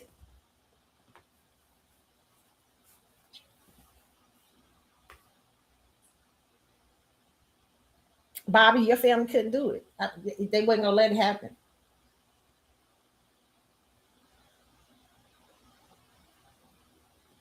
And some people say, "Well, Patty is I don't trust Patty." I'm just saying this, that they've got the people up for the estate that they need, because this Whitney Houston, and to me, Whitney, I don't know if consider Whitney's estate being ran as well as it should be. That's just my personal opinion. Because Whitney's, I see T-shirts and stuff. I got a couple of Whitney's T-shirts, but I feel like it could be even bigger, her estate thing. But there's a lot to that. You know what I'm saying? I think there are a lot of people who collect on that. But I'll also say this: I think drug usage also helped. It did. Whitney doesn't have the romantic lure around her, even though like a Marilyn Monroe. Okay, Marilyn Monroe had a lot of wild stuff going on, but they've put a romanticism around Marilyn Monroe that allows people to see more the romanticism of Marilyn Monroe than they do the actual tragedy of Marilyn Monroe. I think with Whitney,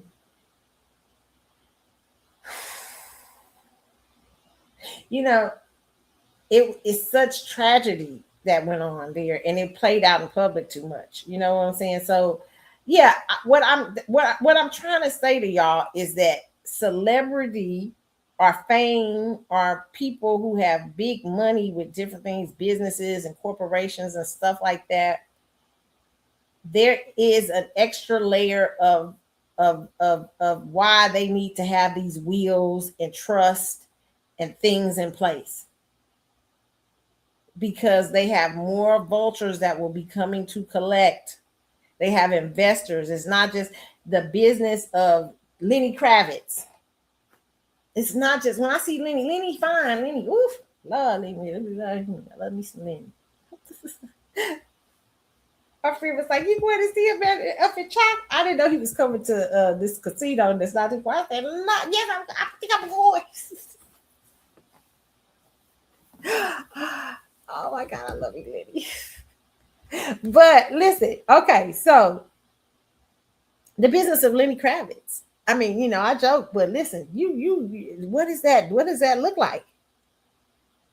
To me, he's one of those artists that's going to be like a Hendrix, God forbid, but in death. He's going to be considered like a Prince. Okay, so you got to understand what that, to me, if you're a spouse marrying into that, you need to be understanding that. I ain't coming in there blind. I ain't coming in there just in love. Yeah, you fine, Lenny, but I understand there's a lot of people invested in the business. The business of Lenny Kravitz, the straw man of Lenny Kravitz, is very different than Lenny Kravitz, the person. And knowing that when you're getting married to these people, you're getting married to a business too. Not only are they're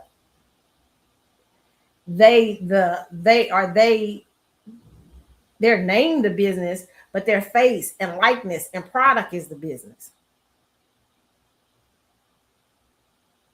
So to me, when you girls are coming, a lot of you girls make this mistake. That's why I say a lot of y'all think y'all smart and should be married to these guys. But I would say that it takes a lot more highly intellectual.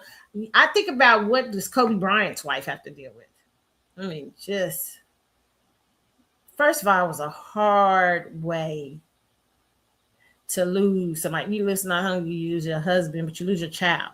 So a lot of people don't just look at the whole tragedy of that. But then you're having to not only is she ain't got time. It ain't too much time that comes. If she didn't understand the business of Kobe, it's people who around it who did.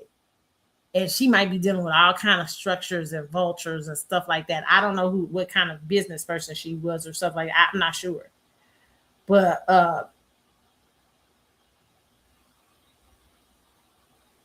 yeah, it's more than that. Just marrying Kobe. It was more than just being married to Kobe Bryant. Now you have to ensure the legacy of Kobe. Now you have to protect that legacy, because there are other people who feel like they should have a piece of it. And some people do, rightfully so. But you got to make sure the right structures are there for people to continue to get paid, for people to continue to do this. So my thing is, when you get ready marriage, when you're looking at your spouse or significant other, especially if they have wealth and money and stuff like that, it would behoove you. It would just behoove you to get some form of intelligence about yourself.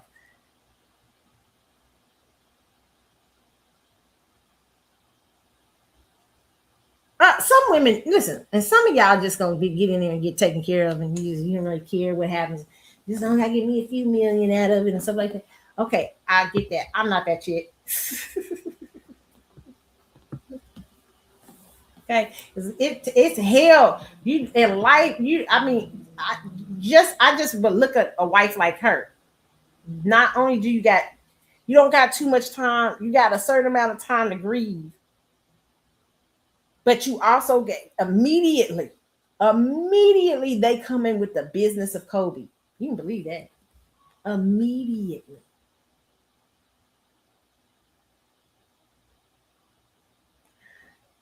Understand when you look at these men up here, these celebrities, like she didn't understand Malcolm Jamal Warner, even Malcolm. I remember Malcolm coming up. Malcolm had such a his mom. Oh my God, master. His mom, I think, was his manager. They were a master of how they talk about moving in the Cosby brand in terms of how Bill Cosby saw his brand, and Malcolm was a great offshoot. Lisa Bonet could have been that, but Lisa Bonet is a rebellious Scorpio who didn't want to listen. I know. Right? But Malcolm played the game and very smart. He had a best-selling book as a young guy. He was also in and I don't know what that don't mean. He always gave the illusion up front that he was a good guy. I don't really know what he was like in personally, but he always gave a great illusion of a great guy. Okay. And that don't mean he was. I don't know. Okay. But he you could tell his mama they were setting him up. They was a different thing. To me, probably one of the most successful brands from the Cosby Show was Malcolm Jamal Warner. He just successful in terms of standing on his own feet. Yeah, he wasn't as famous as the Cosby Show may have been the most famous thing he did, but he did other things too, like the Eddie and what you call when they had the show based in Kansas City and stuff like that at Kelly's Bar. I used to frequent Kelly's Bar a lot in my 20s. The Kelly's Bar they tried to own in the series or whatever, but it's really an Irish pub in Westport. But yeah, I mean, listen, this was you're marrying a powerhouse.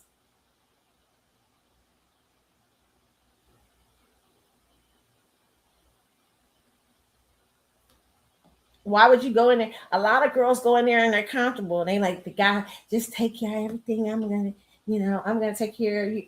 And that's okay. You can get that, but you better make sure you're being taken care of and understand that is the business of Malcolm Jamal Warner. And who all is invested in the business of Malcolm Jamal Warner? Who all is around collects and Malcolm's death. And maybe you didn't know enough to be able to feed, like that guy was saying, the trust has to be ran. You can't just give money to everybody. But the mother who was a manager and understood all that probably knew how to do that. Okay. He probably didn't think you didn't either have it or you didn't. But it's so funny that you didn't know it. That's just strange to me. You know what I'm saying? That's why I say, girls, know what you're doing. Be careful what you wish for, okay? Be careful what you wish for.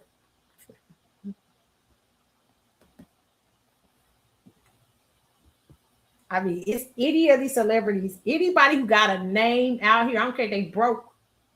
If he got a name, you can sell. If she got a name, you can sell. You better, if you going into that business, Lenny Kravitz's business, Maxwell business, any of it, especially oh my God, somebody like Maxwell, oh my God, bigger probably in death. God forbid, not saying now I don't want nothing to happen. God forbid, that's my favorite artist, but I'm telling you that he is a cult. He has a cult following right now. He plays a Maxwell's a secret entity. He actually, which is interesting to me about him in the business. I would love to hear people's perspective about him from a business point of view of the music business. Like, what is he really? Because it is interesting to me who he headlines, because sometimes he hasn't outsold these people in record sales. or had more hits, but it's something about him. He's got the hell of a following. And he's going to be one of those artists that leave huge legacy. Like it's the structure, his legacy is going to be different in death, in my personal opinion. I mean, it might be big in life too. I ain't saying it won't be big in life.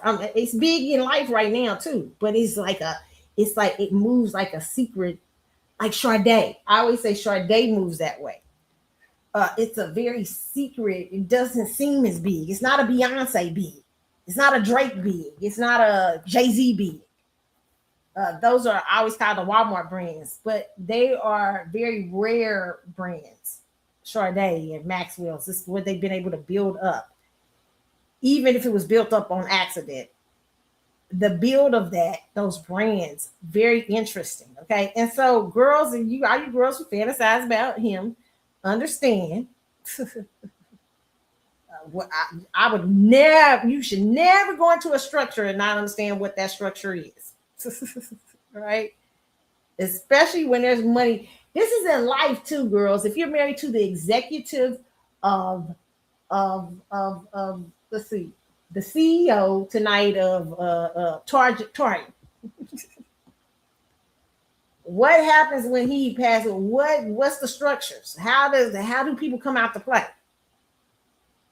You better know. You think that Jeff Bezos' wife, that girl seems business. She seemed very smart. She just don't seem like she just married Jeff. Doesn't seem like he just married her.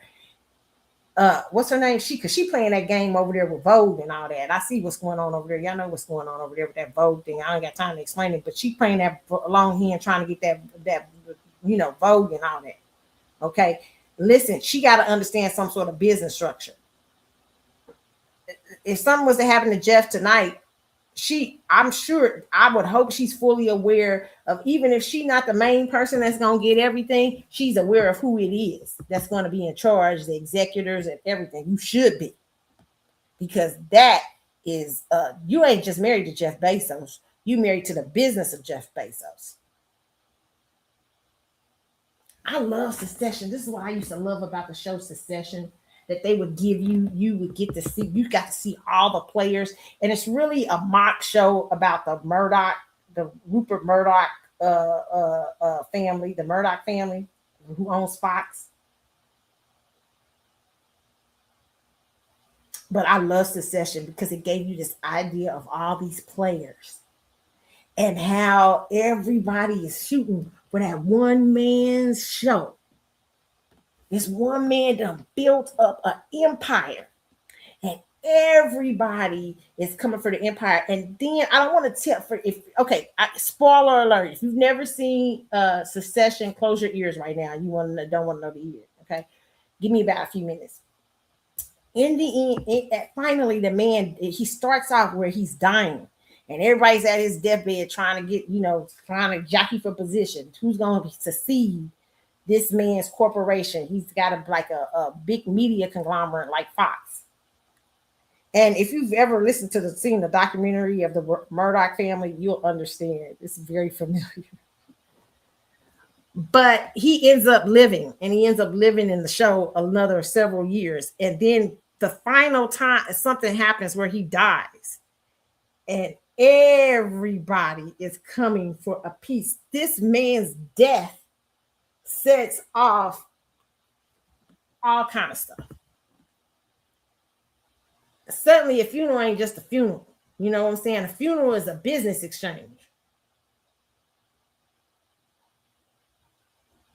It's like that on the low level. Let me tell you something. I just want to get you. We talking today because I want you guys to realize how important that the business of death is.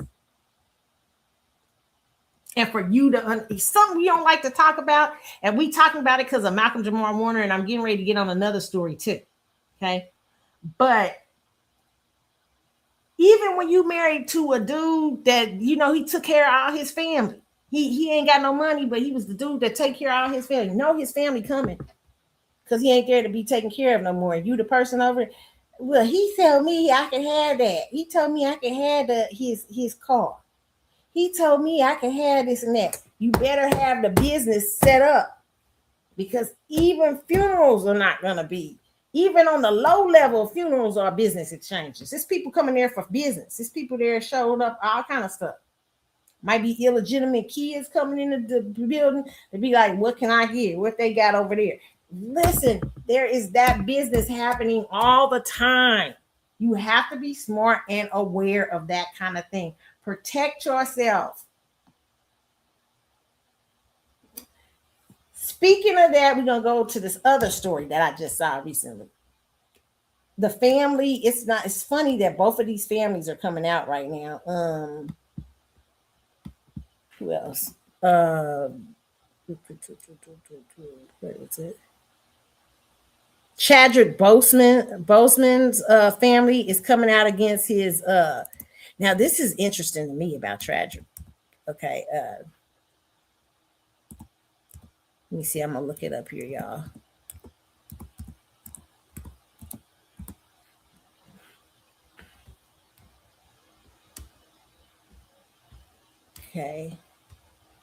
Okay.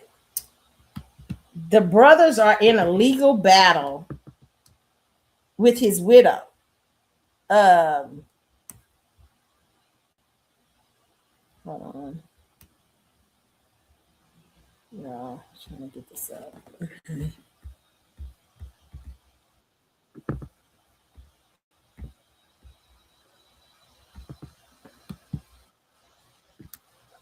Okay, I'm showing y'all the wrong thing. Hold on.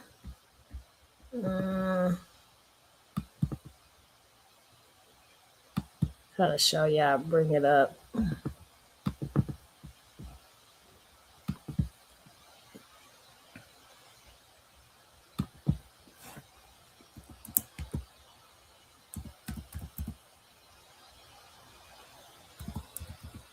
Okay, if you guys don't know, you guys don't remember Chadwick Boseman. He was a big actor. He played Jackie Robinson, James Brown.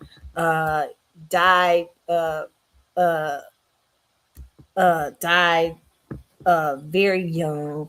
I mean, you know, in the midst of his, he played was it T'Challa? I forget the name. T'Challa in what's the people's name? Black Panther. He was Black Panther. But now he was married. He at the end he was dating a girl, but eventually he married her. And it said Chadwick Boseman's brothers accuse his widow in petition of mismanaging estate. Okay, because she is put over the estate. Okay, so she's it's a very big responsibility to be put over these estates too. It says, but Kevin and Derek Boseman allege that Taylor Simone Ledward has not properly distributed the late actor's estate 6 years after his death. Okay. Brothers are petitioning to remove his widow, Taylor Simone Ledward, as administrator of the late actor's estate. According to court documents obtained by People, Kevin and Derek Boseman allege that Ledward has not properly distributed Chadwick's remaining estate assets in the 6 years since his death. They are claiming she is mismanaging the estate and request that she be removed as an administrator, referencing their parents, Leroy and Carolyn Boseman, who are supposedly entitled to 25% of his estate. Now, I've heard various things. Somebody told me it's 50%, that he left 50% of it to them. So I don't know. And so the petition read that Ledward continues to exercise complete control over his estate without input from Leroy and Carolyn. Ledward continues to exert unilateral control over descendants' estates, denying descendants' family long overdue closure or participation in decision-making regarding matters affecting Leroy and Carolyn's interests in descendants' estate. The filing continued. A reported 2022 final order directed Ledward to distribute estate assets, including $40,000 lifelong term care policy to mom. Okay. Carolyn. Kevin and Derek also alleged in the docs that to distribute estate assets include. Okay, so there is he had taken care of that. There is so that may be in the Malcolm Jamal Warner case too. But in that case, it sounded like he hadn't done he hadn't had the insurance policy yet. Like he was supposed to make an insurance policy for $1 million. Now she might be holding on to that. I don't know why. Maybe there is an insurance policy. Now that is interesting. Okay, now if he completed that upon death, he had already had the insurance policy, he was paying on it and everything like that, then that's interesting. Now in the case, Malcolm Moore Warner's case, it sounded different, and maybe that's just how the article was worded. But these people are saying he already set up a long-term care policy for his mom, Carolyn. Kevin and Derek also alleged in docs that other assets were owned, including royalties and residuals, image and intellectual property rights, real property, a previously undisclosed bank account at CNB, and other personal property. Additionally, numerous residual payments from SAG dating between 2020 and the present are allegedly unaccounted for, as well as for unclaimed property belonging to Chadwick per the filing. Kevin and Derek also claim Leeward failed to distribute descendants' image and intellectual property rights by exerting unilateral control so that she continues to profit from the descendants' fame. His family, however, alleged they are blocked from pursuing lucrative business opportunities that might benefit descendants' elderly parents. The brothers added that Leeward's lack of transparency creates the appearance that she is concealing assets from descendants' family and the court. According to the petition, Ledward is entitled to 50% of the estate because Chadwick died without a will approximately 6 days after they got married in 2020. What? Okay. The edges get less sharp. I think the best way to put it, Leeward said, of grieving her husband in an interview with Today March. There are still edges and there are still a lot of painful moments, but I think it becomes easier to find love in those moments as well. You become more accustomed to carrying the weight of grief, but it doesn't go away. According to TMZ, the family wants Leeward to distribute the remaining assets as well as to provide complete accounting of the estate within 30 days. They also want to appoint Jason Rubin as administrator. Okay, this is very interesting. Okay, I didn't know he died without a will. Again, you knew you was dying, man. I don't like that. But he did marry that woman real quick. So, which is saying to me a lot. Family is saying to me a lot. Okay, I didn't know. Now, this is the timeline they have in this article that he married her 6 days before his death. So he married her because he wanted to give her everything. Interesting. Did he set up? I don't know where y'all getting he left 25% to his mom and him. Okay, because she got a long term. Okay, Kira, listen, lady, why are you going through? First of all, let me just say this.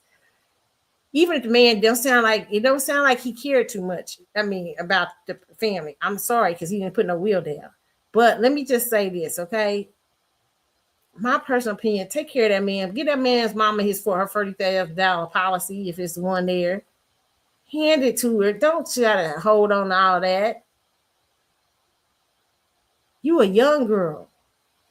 You got plenty of life ahead of you. But if there was supposed to be a distribution to the parents, it should be done. You don't want to, but people like this, they might not never be satisfied though.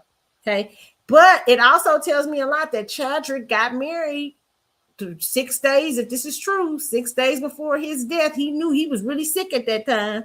He knew he was really sick. He could have came through, built up a will real quick, made sure his mom and daddy them, but he was saying something.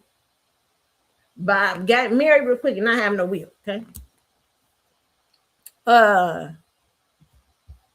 According to the documents, people Kevin allegedly distributed property main estate in 6 years. It says that their claim she's mismanaging the estate. Okay.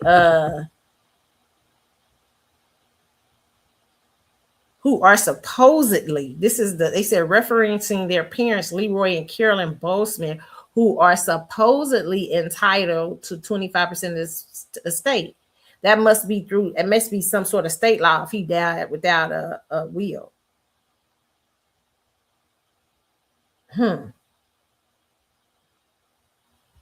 Interesting.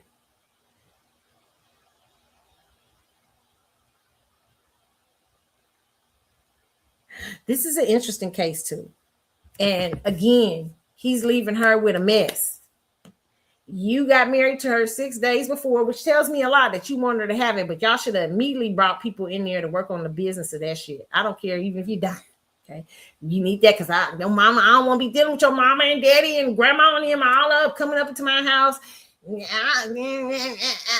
Excuse me, Chadwick, you supposed to give me this. You need to say what you want for these people and what you don't want. If you don't want them to have nothing, you don't. That's what happened with Kobe. Kobe's family, allegedly. Kobe Brown's my parents didn't get in, I think, anything. They were having to sell off their stuff.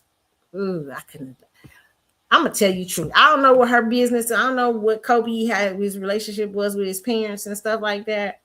But all that money Kobe had, I just, my personal opinion, I don't know. I can't speak for her because she might see she have an insight that I sure don't got. But I'd have to bless them and say here, yeah, maybe she did too. I don't know, but I couldn't have let them go out like that. I could, you know what I'm saying? That's your mom and dad. Even if I don't like them that much, I'd be like, nah, make sure they all right. They got some, you know. I wouldn't have let them hawk their kids, you know. Just,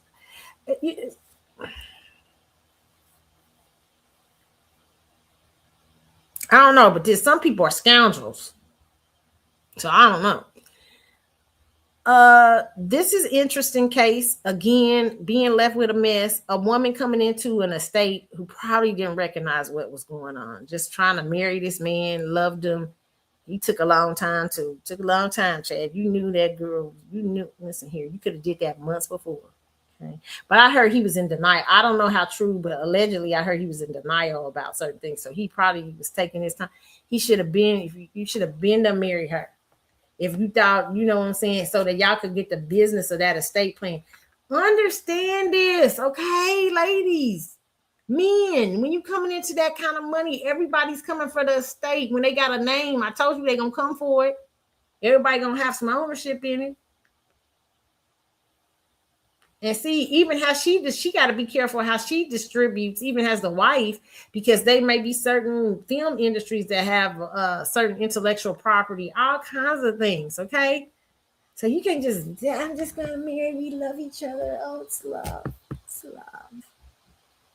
You be having a lot to learn after something like that. Okay, and especially you got a head start because you already knew he was dying. Okay, you got a head start. You already knew. And this ain't no surprise like Malcolm. This is something you knew was getting ready, more than likely to happen.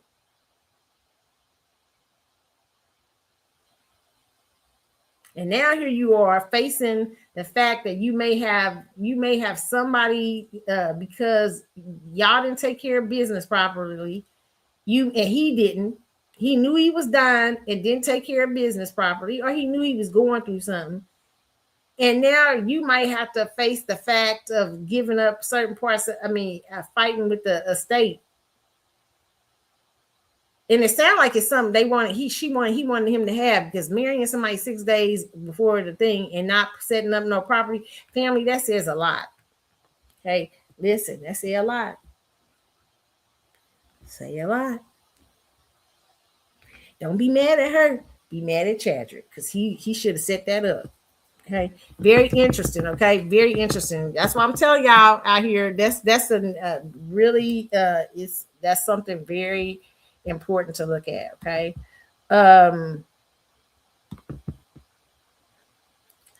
saw something. We're going on to another subject. I saw something on line today.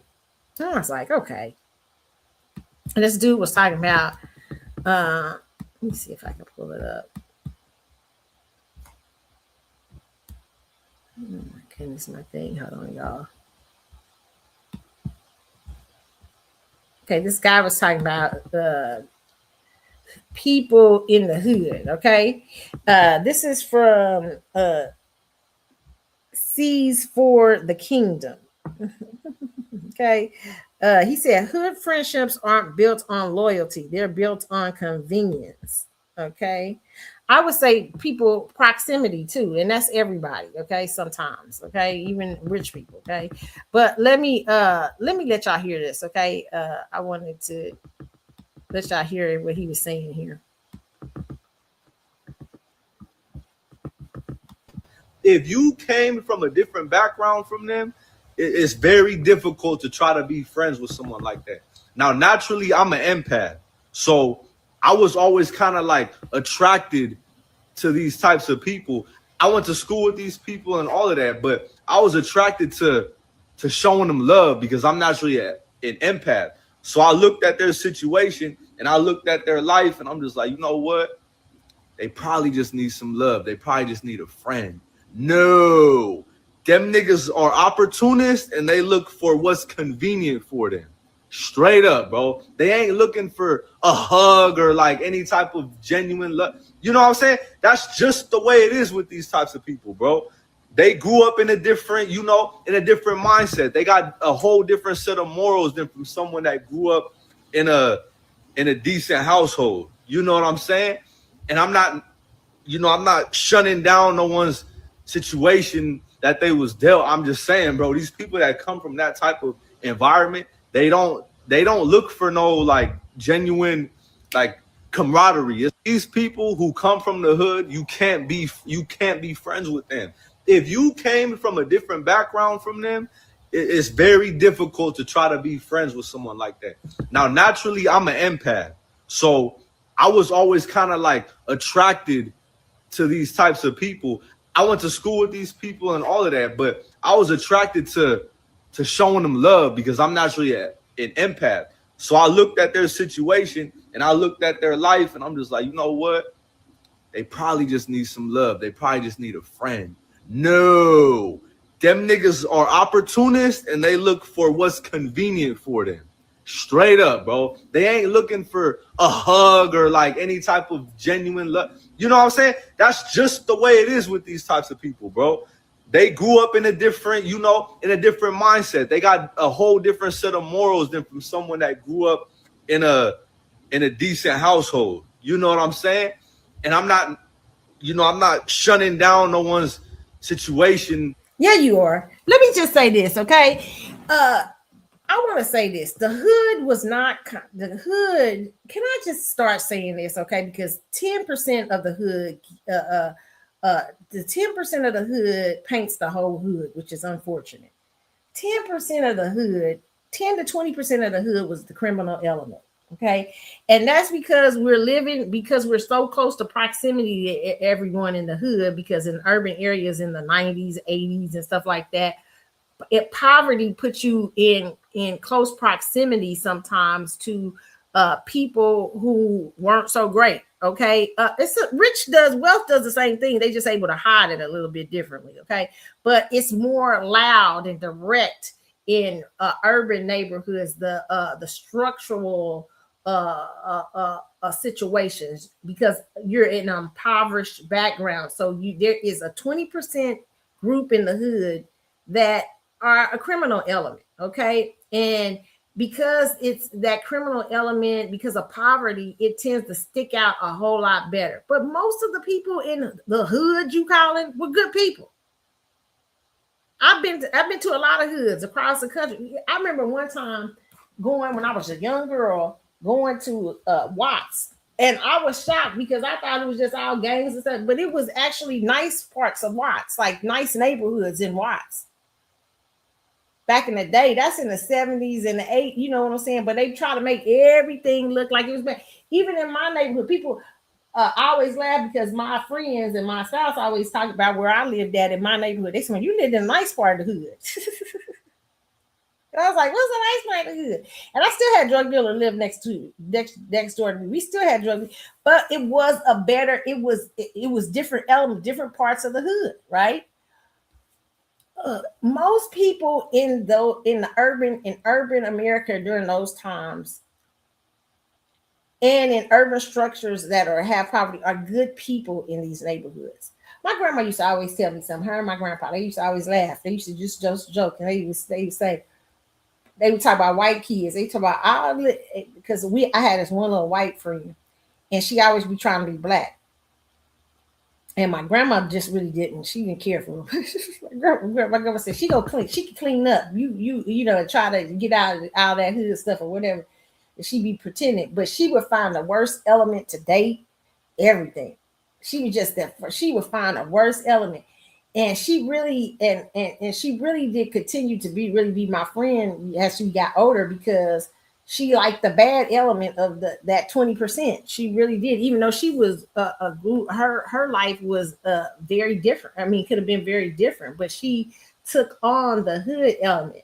And I remember my grandparents used to say the reason they thought that was because they said sometimes they like to be the a bigger look like the bigger fish in the pond. Like for instance, me and my friends, a lot of my friends, we had great past, great parents. We lived in the hood, but we had great parents. A lot of us, we had great great households. A lot of my girlfriends, they came from good households, even though we was living in the hood. Then we had some friends who didn't come from good households. Sometimes, you know what I'm saying, we was all mixed in together, but we all had, but everybody would have influence on each other in a different way. And so, but she was saying my grandparent, grandma, and grandpa would always laugh and say they don't want to hang around you because you have requirements. That's just the type of person they are. You attract those what you are. She attracted what she was. He talking about he an empath. Yeah, okay, but that's still a part of what you wanted. You did. There were good people in those hoods, I bet, and you could have hung around. Like my girl, they always find up leaving. She said because she always said a lot of sometimes the white kids would always find the worst elements in the hood to hang around. Even you saw this with Justin Bieber. To me, Justin Bieber, when he was out there, he would pick the worst. He picked the worst element to be hanging around because he looked like he was he looked like he was a victim. Then I'm a victim because all these people are much more better than. And he was just out there doing just as wild shit, probably himself. Just my personal opinion, okay? But it's easy to pick the most hoodish people. I mean, not hoodish people. The most people who are the criminal element. And you hang around and you look like you the good person. Why not find friends who are smart, going to school? There was that element in the hood too. There were kids, everybody going to school at these hood schools. It was we had a whole lot of smart kids. There was the smart crowd. We had the smart crowd. We had the street thugs. We had the everything. Okay. It was structures in black urban high schools, just like it was different probably in New York City because New York City had become post 1965, become something else. It has a lot of immigrants and stuff like that. Midwest, South, we didn't see a lot of we didn't see too much of it. Like we had immigrant, but it wasn't the same. My area, I grew up with a lot of Hispanics around my area because my high school had probably about 15%, maybe about 15% Hispanic. So I would see a lot of that, okay. But most of the schools in my area, in growing up urban, were black. I think I only had one white. We had one white girl and one white boy in the school. And the white boy, he was mad because I had been knowing him since I was in kindergarten. I wonder what he did with his life. I won't say his name, but I remember he used to always tell me it was funny.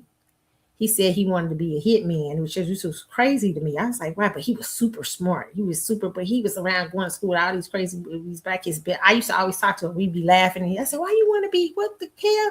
And he was like, he said, but you know what? He said, I always, he said, you're so kind. I always love you. He said, I would never let nobody hurt you. I was like, why would you want to be a hitman? I remember thinking that was crazy. I was in high school, but he would always talk to me, and he was just he had the weirdest. He wouldn't talk about hurting anybody in school. He actually liked a lot of the kids in school and stuff like that. But it was interesting that he had that. It was super intelligent. Okay, only white guy in school. but yeah, I look back at that, I'll be disturbed now. But but at that you had those different elements, and you could have found other structures to hang around with. So I don't believe that. Oh, these people in the hood, they just and that. No, that's who you was attracting, because in the hood there was good kids. There was bad kids. There was good things. There was good things. It's more good people to me that was there than it was bad people. And I've been to a number of hoods growing up. You can find more good people than that 20% bad, but the 20% bad get all the attention because you're in a small area and all these people are packed together in poverty, and sometimes the crime would be more focused on. But let me tell you, in life, even in wealthy neighborhoods, they just not as direct, but there is a certain sense of, look at just what happened to Nolan, this young man, Nolan. They probably thought they were safe to a certain point, But they still get a lot of these parents. A lot of y'all, what happens is y'all grow up and y'all say y'all don't want your kids to have the same hood thing, but y'all don't prepare them for their other elements. I remember I had relatives who went to really nice, much nicer schools and stuff like that. And but when you go to their parties, like you go to the house parties in the hood, all the kids is hood smart. You know, like there might be some drinking going on and stuff like that. But because you saw all these crazy, wild things in the hood, a lot of times we wouldn't see those elements at our house parties. And when we used to have them right up, y'all don't have them today. But you go to a white house party, or where they was more, where the kids had money, they had more drugs and alcohol and everything than ever at them hood parties. You might see a couple of people with Mad Dog in the hood parties, but most people was there just dancing and enjoying themselves. You might see some weed. But at these white parties, when you grow up, you get invited to some of them white where the kids had money. It was all kind of shit there. It was drugs, alcohol, weed, cocaine, you name it. Okay. So a lot of parents don't understand that even putting your kids in wealthier structures, there's a different type of thing that happens. Okay. There's a different type of things you have to teach them to watch out for. Okay. But there's always, the hood has its elements, but so does other parts of the world. And what you was attracting is saying more about you than it did about them, about the hood. Okay. If you was just around nothing but thugs, how much you was just trying to help them, interesting, were you? Okay. So we got to quit making this kind of generalization. I used to have a lot of kids I grew up with that did not have their life wasn't so, like they grew up, we had significantly different lives. And we were living in the 2 blocks from each other. Okay. And a lot of them I've been knowing since kindergarten. Even when they became thugs, they used to come sit on the porch at the house. I used to always, we'd be laughing, talking to them, having a good time, because we've been knowing them since they was in the we've been knowing each other since we was kindergarten. And when I thought they was too unsafe, I'd be like, boy, you ain't coming over here. I ain't trying to get shot at, or whatever, something like that. I was straight, but for the most part, yeah, there was a mix. I didn't hang around them all the time. They wasn't my best, but I did have a couple of people who didn't make it, who were in that life, and they were very important to me. But when their life was changing, their lifestyle was trying to change, I wasn't hanging around that all the time because I was different. I was a smart kid, and they knew it. And they come over to visit me and hang out with me or something like that when they want some encouragement, or they want to remember something, or they want to do this and that and that. But we wasn't hanging with each other like every day because we had 2 different goals in mind. You know what I'm saying? So my thing is, I question anybody who's saying, well, I was a empath, so I'm just trying to hang. No, there's some part of you that was attracted to that too. Okay. So let me just say that. All right. Even good girls, when they used to be attracted, some part element of y'all that like that. Okay. It's just like when people say they married a narcissist. Okay. There is a part of you that is something. A lot of times people say that you might be dealing with some forms of narcissism too, because, which all humans do, but you might be dealing with some elements that are allowing you to be in that relationship. There's something attractive about that space to you. Okay. So yeah, so I thought that was interesting that he said it. We can't be just talking about all hood friendships with hood people are transactional. I grew up in the hood, and yes, the world is transactional, baby. Everything in the world is transactional. If you live in this world and don't understand it's transactional, I talked about this a few weeks ago. Even everything is give, get, receive, this, that. When you understand that, you understand how the world works. You understand if sowing and reaping, seed time and harvest.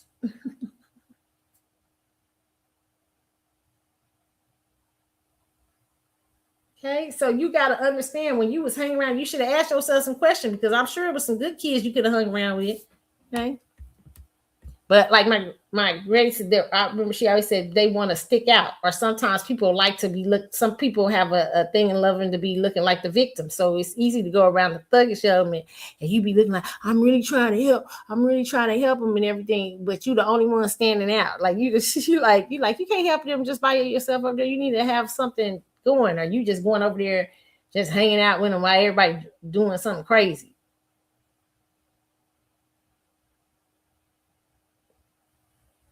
There's a part of you that might be attracted to that, okay? Even if you don't do it and you're just watching them, or you might be attracted to looking like the victim or looking like the higher. Whereas you're with other intelligent kids and other kids who are not trying to do those things in the hood or trying to do different.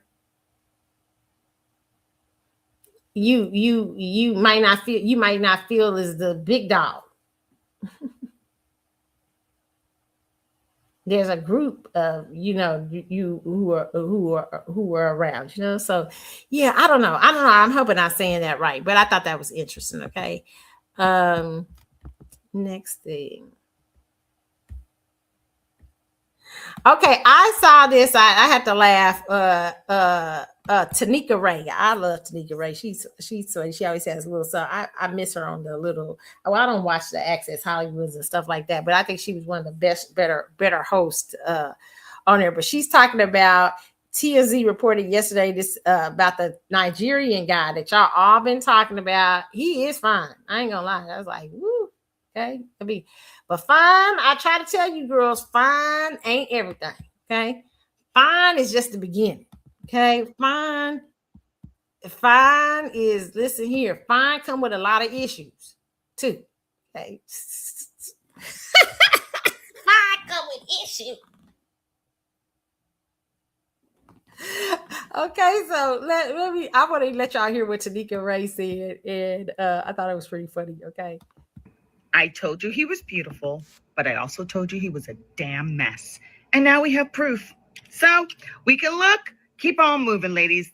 If they're that beautiful, I hate that there's that beauty equals asshole. But Italy, they were also seen hanging during Paris Fashion Week. Now, it is unclear if the Cardi B snaps triggered the baby mom, but she stated, I made you, no one knew who you was, and instead of loving us, you beat me, cheated on me with men and women. You're a demon who tried to destroy my life. Jaleisha added there's nothing wrong with being bi. She's more upset that he allegedly been MIA in their child's life while he... I told you he was beautiful. I love that, Tanika, and I agree. Listen, let me tell you, I always tell people, listen, fine don't mean nice. Fine often mean trouble. Okay, especially when you're that fine. Okay, and you got all kind of women, girls. We sometimes do ourselves a disservice because that's why I say men really. I don't think people really understand women like they should. They don't really understand. Women understand women, and it sounds like we're against each other, but we're not. Sometimes we just understand how layered we are. Girls, you give these guys like this a lot of leverage. Cardi, I'm not surprised you getting caught up with dating somebody like this, and you get mad about your dating thing yesterday. Your date, talking about you must be the Britney. Cardi, you a girl. Cardi B gotta understand something. Girl, you a Libra. You out here, you be on this internet telling all your stories. Girl, shut up. Yeah, they gonna be in your love life. Stop it. You not a secret. You don't make a secret about your love life. That's why they talk about it, Cardi. Come on now. Stop it. Just stop this. But anyway, Tanika is right. Okay. When you see a fine man, okay, when I, do what I call the nomad hoe. I like him. He's beautiful, but I do notice that, he's a Gemini. That's the first thing I like. Gemini. Some people say, I know she's a Scorpio. But that's fair, touche. I would be, a Scorpio is a Scorpio. Even if we're more developed, okay. Listen, we still have the stinger, right? Yeah. I listen, fine is fine. I say he fine, but he have probably a lot of trouble. Lots of trouble. Listen, fine ones are trouble. They don't gotta be fine to not be trouble. They can be handsome, because it's different between fine, but he fine, like fine. You 6 foot, what was he, 6'5"? And she said not only is he messing with men, was he cheating with women on her? He was cheating with men. Oh Lord. Okay, if that's true. But you see here, and she said he was hitting her. He was laying that's a big ass man to be laying hands on you. Okay, that couldn't happen. But and he's irresponsible to his children. That's a stick out. His child, allegedly. Okay, that's what she said. She could have been pissed because she saw him with Cardi B. Okay, but I wouldn't be surprised. Okay, because there's something about us as women who let fine men get away with so much. A lot of men who are very, very handsome. Like this guy is, who's got model like looks, y'all will let them do anything and give them no consequences. And it makes them immature. It's the same thing when women can be beautiful. You know what I'm saying? Sometimes they tend to be a lot insecure. Sometimes they don't, but men, it's a different thing, okay? Men sometimes can work those looks. They can have women taking care of them when they fine, because they so beautiful to look at. Women will keep a beautiful Negro on their couch. Okay, I ain't attracted to you sitting on my couch. You just ain't attracted. You ain't. A man sitting on the couch is not attracting me. Because I grew up I had a papa who went to work every day at 4 and 5 in the morning and made sure me and my granny had everything we needed. I see him going up and getting up. I used to cry because sometimes I didn't want to go. I'd be trying to go to work with him. Oh, leave me! Okay, we still real close. Like, I still my papa, right? He's still protective too. He's still very protective. Okay, so, but yeah, so I saw that, and I also saw a man who would go out in the middle of, like, I remember the funniest story. I always tell this on my I used to tell this on the Carlotta Chatwood show when it was on Blog Talk.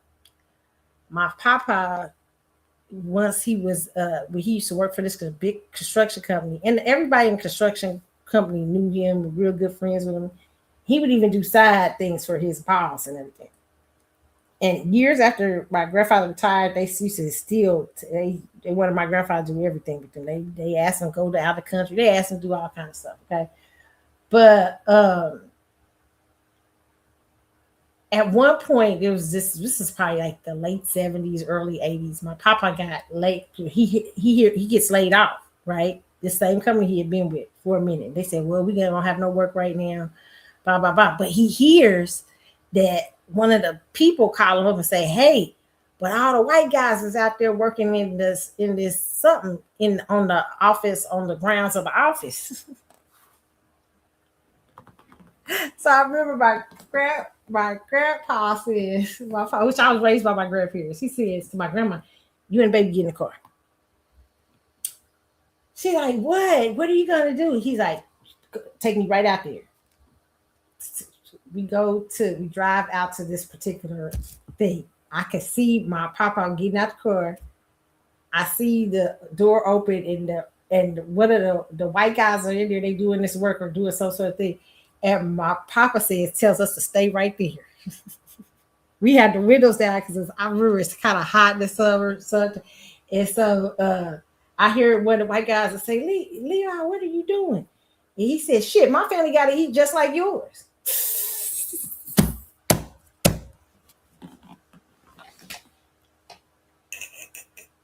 He set up his little space or whatever. He come back out to the car. We could hear my grandma like, oh my God, what is he doing? My grandma's so like, oh Lord, I don't know what to. He said, go on home. I'm all right. My grandpa was never off again another day. And when he retired, he had the biggest retirement party ever. I said, the people just were so happy to get rid of you. But and it would be so funny because he would take me out to the offices and stuff like that. They all thought I was biracial because my grandparents were both dark skinned, so they thought I was biracial. And my grandfather used to tell these white people in the office, he's like, she ain't no paperwork. I'd be like, stop that. I was little. I'd be like, knowing that. I'd be like, oh, don't be saying. But it was just funny, you know. So, but I saw that. So that's not attractive to me. It's how your fathers and I had a great grandfather that was the same way. How your father show you certain things helps you. Okay. I am not, there's no attraction to somebody who sit up on the couch. I just ain't attracted. Okay. So but some of you girls are. They can be fine and sitting up on the couch. Fine ain't good. When you hit me, ain't good. I ain't attracted. Fine ain't attractive when you home. Okay. I don't, you can bring home HPVs, HPV, STDs. I don't want none of them problems. Okay. I ain't got time for that. Okay. And the moment I get an STD, the moment heads is gonna roll. Okay. I was not that ain't cool. Hey, I don't know how you girls. I have friends who deal with shit like that, where men bought them STDs and stuff like that, and they was fine. Okay, so that's what. And I'm not saying all fine men are like this. I'm not saying there's a lot of good-looking men who are cool and like that, who are considered. And I'm not saying this, who are considered good-looking in society. So I don't want you men to get offended and saying I ain't saying you good-looking. I'm saying men like this Duke. Well, I forget what his name is. Whatever his name is, this guy from Nigeria. Is people thought he was everybody was showing him, and he's what the normal society. But I'm gonna tell you girls, you better always find, don't just go for the face, look at what kind of person he is, because sometimes fine people can have used their looks. You know, some of the most beautiful men, I'm gonna tell you something, I've met some beautiful men and they couldn't talk. I'd be like, what's the problem here? I remember I was going out with this football player when I was back in the day, and all the women on my block, when he would come to see me, he was a professional football player. He come to see me, drive up, and all the women be like, "Shit, girl, where you get him?" They be I'd be like, I was so irritated with him because he didn't have no conversation. I was like, what do you do? Like, what are you, do you have? I said, he fine, but he a box of rocks. They be laughing. I said, no, I'm serious. I'm like, and he really liked me. And I could not, and I liked his family. I liked everything about, but it was just, man, he would say the craziest stuff. I was like, okay, you know what? I don't know if it was his nerves or he'd be saying stuff like, I'm gonna make you my trophy, and because he had some money, I was supposed to be like, I'm like, the fuck, like, you know what I'm saying? Like, I don't really need that. I mean, he just really didn't have no conversation. It was really crazy. It was some of the crazy stuff. And then I remember when I stopped, like I ended it, and he was going to my friend's mama's house and people's house. Because one of my friends' mama I was really close to, and she called me up and told me, why are you doing it? Because she was more impressed with him being fine. I was like, no. I said, don't let him fool you.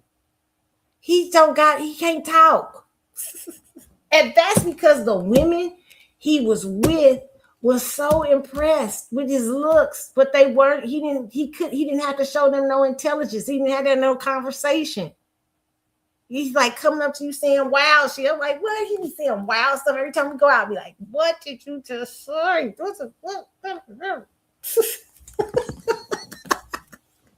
I'd be like, what? And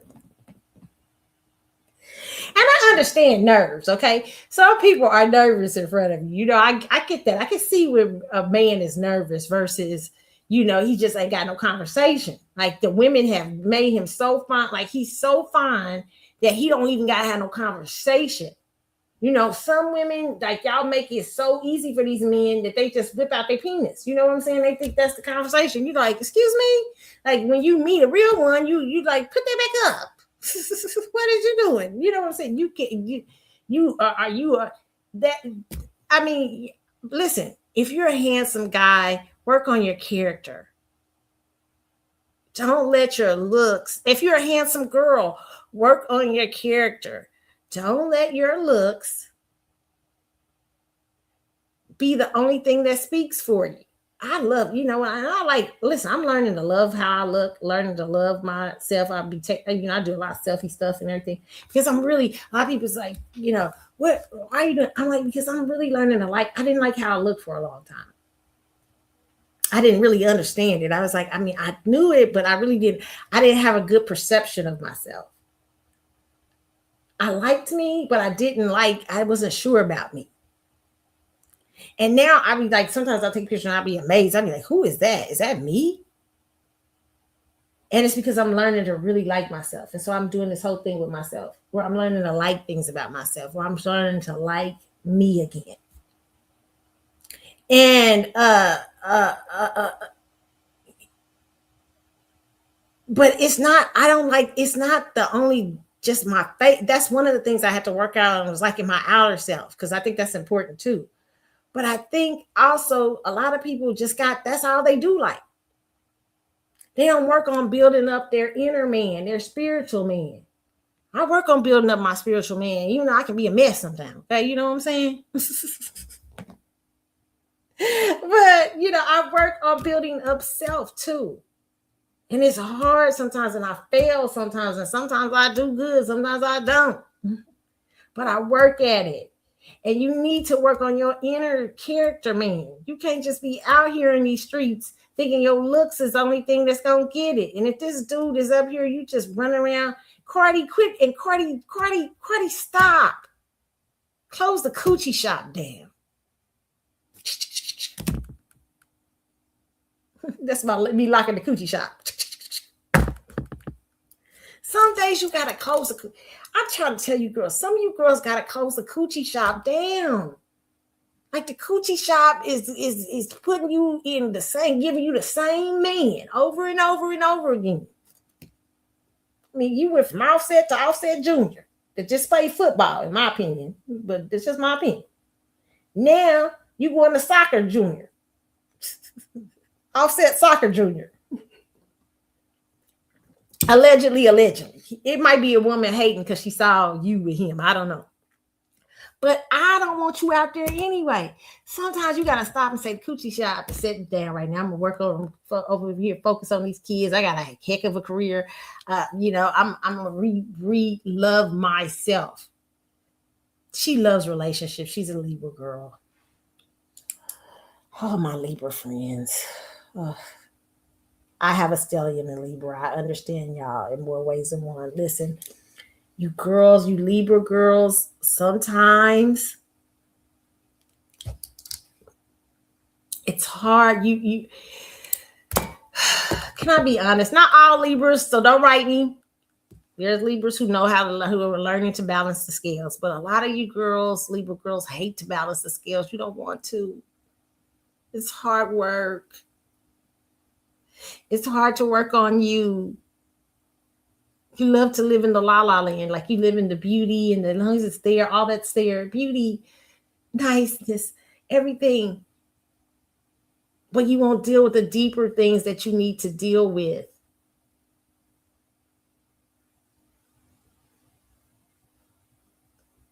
Like, if I was her friend, I'd tell her, stop. You have 3 or 4 kids now, and you have a career that pulls on you in the most crazy way. The last thing you need to do is keep hooking up with dumb shit.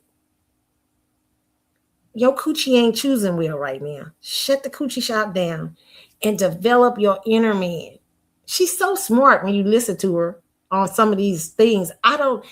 But there is not a connect. You got to stop. It's going to be hard to shut down that coochie shop, because coochie shop is, like I said, dick has become like Calgon to a lot of you girls, okay?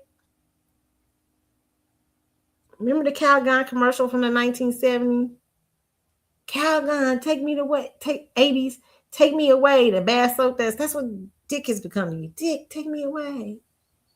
And it's been an escape route. But when you wake back up from you realize it was a nightmare. You like, dang, I got myself in the same situation that I was in there. Listen, Cardi, there is now, you got the Stephon Diggs. How many court cases Stephon Diggs done had to fight?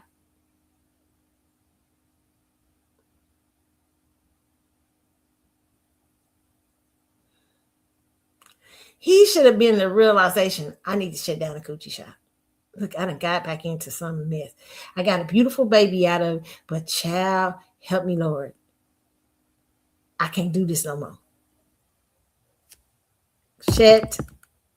As her friend, if I was her friend and y'all got her, I'm gonna be a friend across the airway. I don't know you, but I'm gonna be a friend. Shut that. The best thing you can do for a little bit, if give yourself 6 months, a year, start focusing on yourself, focusing on why you attracting such craziness in your life. Why you keep attracting crazy ass men? That means coochie shop need to be locked up. Sometimes the coochie shop got to get shut down. You got to have a talk with yourself. You got to say, wait a minute.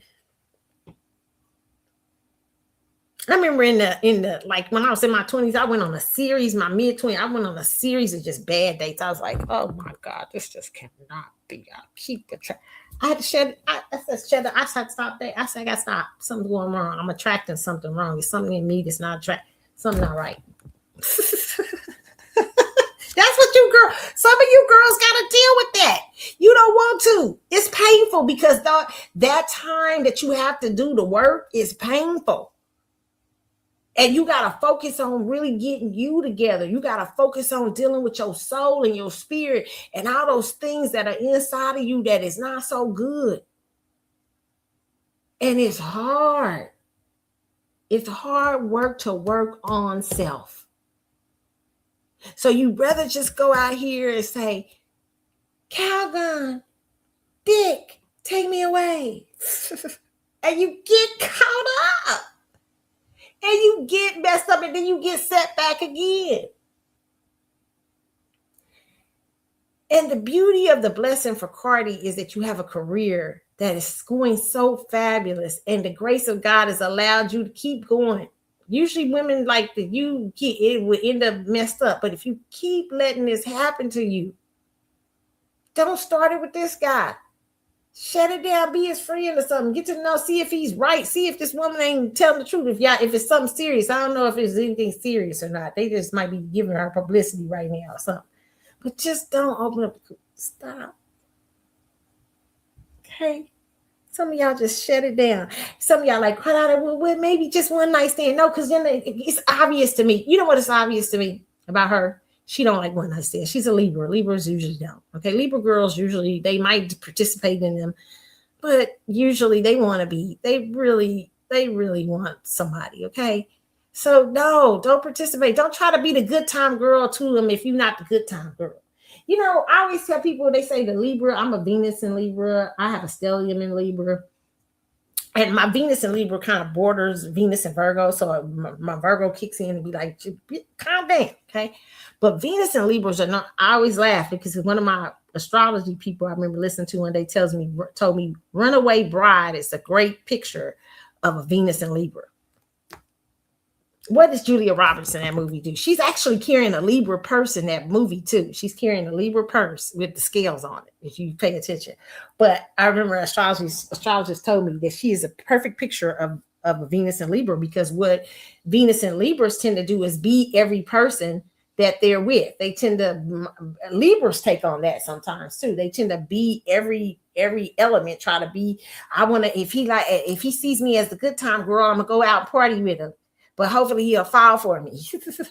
Or if I'm gonna do this and this and that, or this and this and that. It's, you know, sometimes you have to learn. What did Julia Roberts have to do in the end? She had to go and find out who she was, what it is she liked. And that's hard work.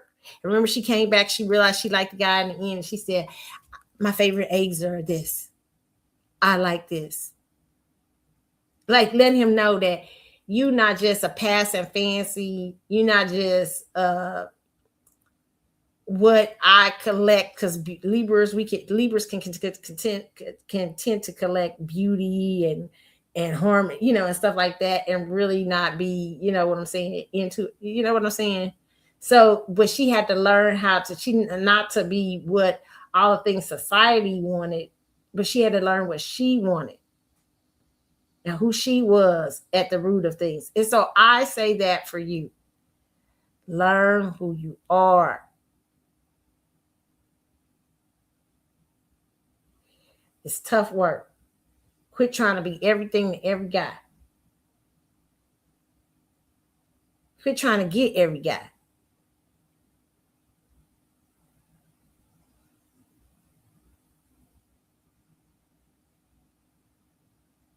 And being a mother, you girls who are mommies, you have to realize you can't keep bringing men in and out.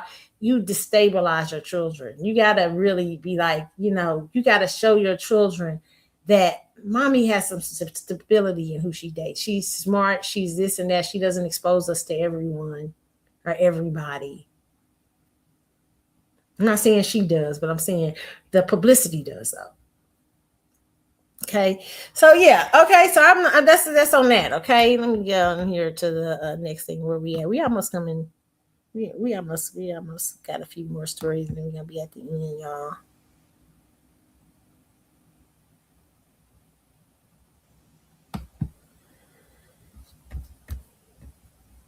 Okay, I saw something really interesting. Okay, a young lady, I like what she was saying, so I'm gonna share a little bit of her. This is from Micah Elaine, I think it's MIKAELIAIAN. But I'm gonna just show a little bit of what she's saying about celebrities embracing Caribbean carnival. And carnival is one of my things that I want to do. And I love the whole idea that they have of dressing up, everything. But carnival means there's a lot of meaning behind carnival and the ritual of carnival and why they do that. But I think that's one of my things to do. But listen, she's saying something about celebrity culture, which I think is very true. And I think it's very important when you are sharing that, that you have some understanding of that. So listen to what I'm going to let you listen to what she's saying. Understanding of what it is, or just a pretty picture. I'm Michaela and this is the Culture Take. Let's get into it, baby. This week we saw Chloe Bailey, Candy Barris, and Angela Simmons in St. Lucia for St. Lucia Carnival. Last year, Ciara was in Trinidad. Ashanti has been to Bermuda and famously recorded a song with Masha Montano. So American celebrities coming to Carnival is not a new thing. And don't get it twisted, I don't have a problem with any of it. I think it's great that they come and they want to be a part of the culture. However, if we are going to borrow the reach of American celebrities, shouldn't there be something along the lines of them telling the story of Carnival and a little bit of the history, not just posting sexy photos and videos? When it's all said and done, shouldn't their audience leave knowing what Carnival represents, why mass matters, why the music matters, why we do Juve, and why Carnival and our culture is so much more than feathers, whining in the street, and drinking rum in a beautiful backdrop? Because here's the thing, Caribbean Carnival isn't just a photo opportunity. It's our culture. It's in our... I agree. I totally agree. I think that it is important to not just go and share somebody.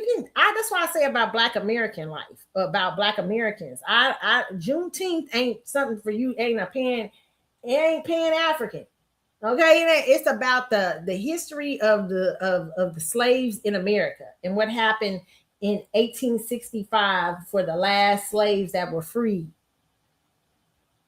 and how they found out late and all this stuff. It's part of the history, the story of Black Americans. But what happens sometimes, you'll have people from other cultures and stuff come in and start attaching all kind of other crazy stuff to it, everything. And a lot of people. So I respect that. If you're going to the great respect that you can have for any culture of people, when you go there to celebrate with them and you celebrate in their traditions and anything, it's to understand their traditions.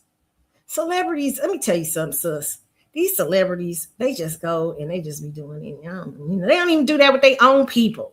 Okay, look at how they treat black people in America. You will understand why they going over there doing what they do. But what are you dressing up? Half of them probably don't know why they dressed up. I'm telling you the truth. Probably 75% of them don't know nothing about it. They probably don't know nothing what you talking about, man, about the Caribbean. They just went over there to show. They saw, oh, that's cute. I'm gonna show my outfit.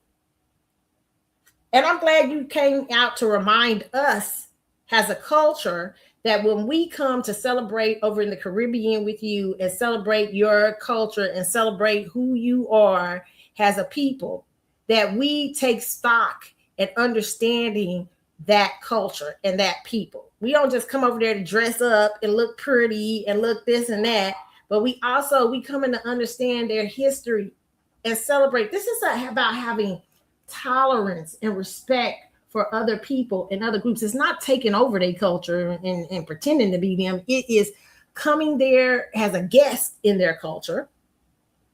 And as a guest, you learned about the rules of the house. You learned about the traditions of the house. And it's a beautiful history to share with the world. And it is their history. It is their culture. So shout out to her, because I think she is absolutely right. And celebrities do this even with Black American culture. They Black Americans, and they do this with their own culture. This is because celebrity culture in America, unfortunately, has become more about money and trying to make it, trying to look famous. And they got too many investors. You know what I'm saying, man? They just come in there, they trying to get attention. Okay. And it's a lot of it. They do the same thing to their group, they people here. Okay, so don't be surprised when they just putting up pretty pictures. Okay, don't be surprised they ain't telling you nothing about the traditions itself, or they ain't putting nothing up about. Now they will, because they done seen you call them out. Okay, now they will. Okay, but a lot of them are you talking about A1 narcissistic adventures. Okay, I get it. I want to look cute in my carnival suit too and all that. I get that, but I understand that. I love what this young lady's saying. It's about respect for the culture and not just coming over there dressing up and looking cute on their dime. Yes, you bring more attention to it, but also bring attention to its meaning. Not just a lot of them just over there show. I got it. Look at my body. I'm looking good here. Celebrities always want attention. Okay, that's part of the game. Okay, it's a Leo season.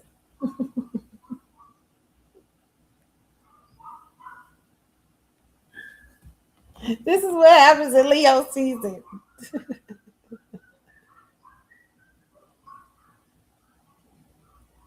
Okay, everybody want to show off.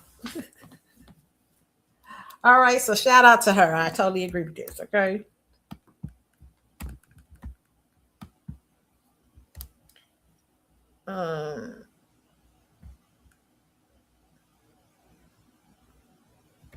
Okay, here's something interesting. This young man, what's his let me see. This is from the Black Gay Agenda, and it says, leave me alone in public. Grammy Award winning artist has set a boundary and the internet is divided. Okay. He said, I've reached a point. This is Duran Bernard. And Duran is really good. He sings he's a really good entertainer. He said, I've reached a point where I don't want to be acknowledged or spoken to in public, especially touch. I am overstimulated beyond my capacity, and I can no longer hide that I don't want to be bothered. My mental health is at stake, so I got to put me first, and you wanting a picture with me isn't worth it. I love y'all. However, please let me be me. Let me be. And resist the urge to make this about you, please. Okay?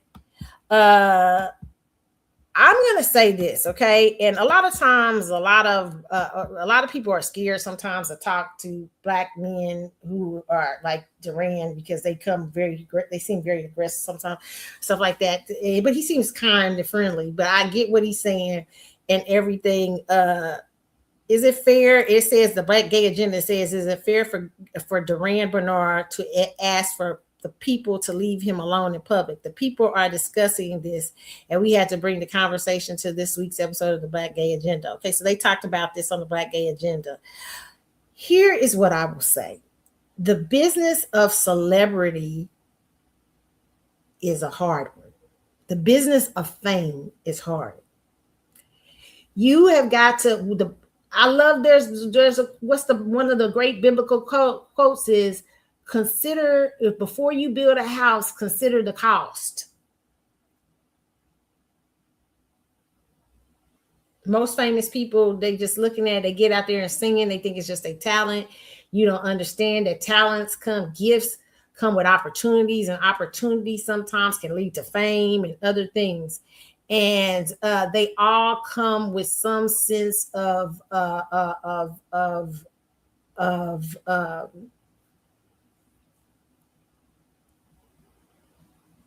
is the right word? They all come with some sense of responsibility to the people who are putting you up there. But I would say this, fame, if you're being overstimulated and it's causing you your mental health, maybe, yes, I'm for boundaries. I understand that.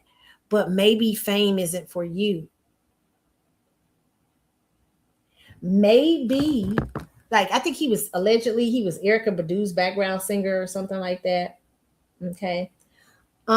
Maybe that's where you're better at.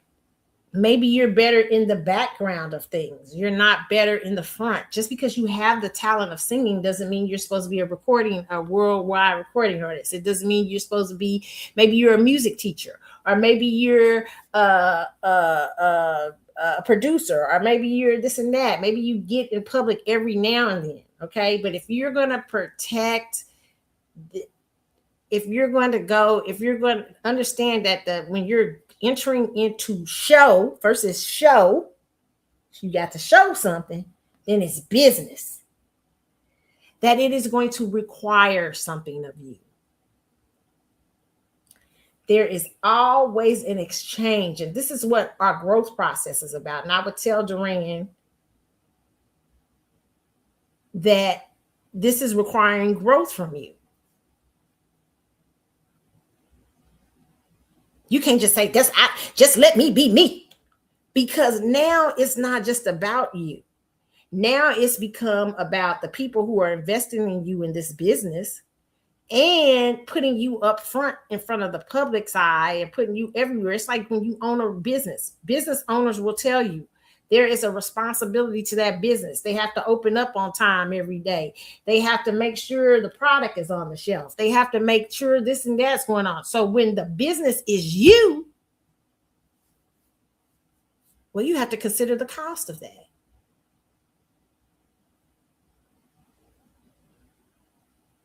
Now, I will tell you, it is a very dangerous thing, in my opinion, to be in that business and not understand how important it is to develop people skills. Because if you don't, you might sustain in that business and you might stay out there, but eventually people who I've seen that have been that, you see them all the time and they look tight within. They got their boundaries and these things they've made up. I just want to sing my song. I don't want people touch me. I don't want this. You start to see them build up a frustration and anger and arrogance. It starts to eat them from the inside. You can see it. People don't really like their stuff usually too much and everything like that. And they've been able to sustain.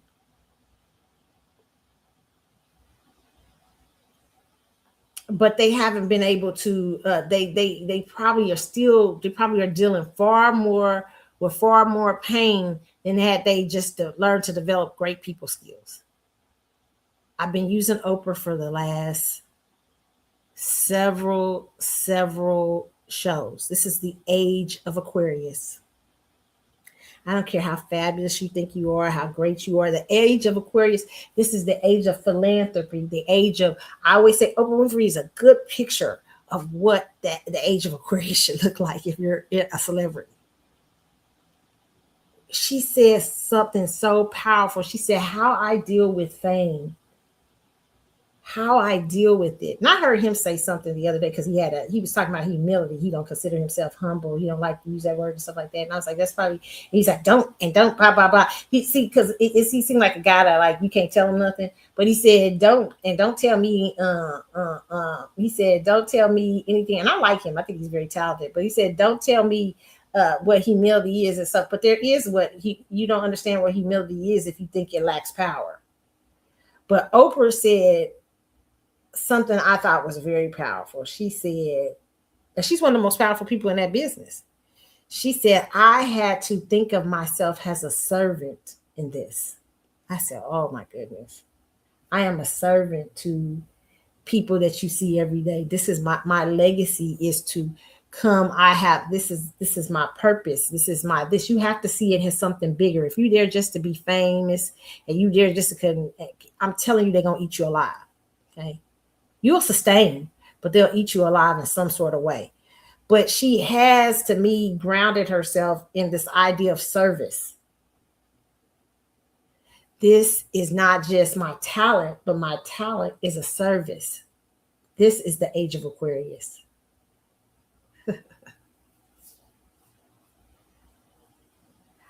So I would say to him, he don't probably know me. He don't need to get my advice, and you ain't asked for it, but this is my show, so I'm just giving it. You've got to develop people skills. Maybe go to therapy and figure out if this is for you. If it's making you nervous, if it's dealing with your mental health. And listen, to be fair to him, this has happened within the last few years for him. So everybody might go through that sense of, woof, I didn't know how to handle it at first. But now here's an opportunity to grow into it, because what you're doing is whatever you're sharing with the world, people like you so much that they want to be a part of it. When they see you in public, you might be making somebody's day. You've decided that you're going to put yourself up there. What are you putting yourself up there for? Because I'm going to tell you what, fame looks like a selfish act. It looks like a selfish game where I just want to be famous for me, but it eventually eats those people up that want to be famous just for them. But if you put fame to a greater purpose in the age of Aquarius, it's no longer the age of Piscean, where you can just be lost in the arts and be and serve up delusion. The age of Aquarius requires something from you. Development.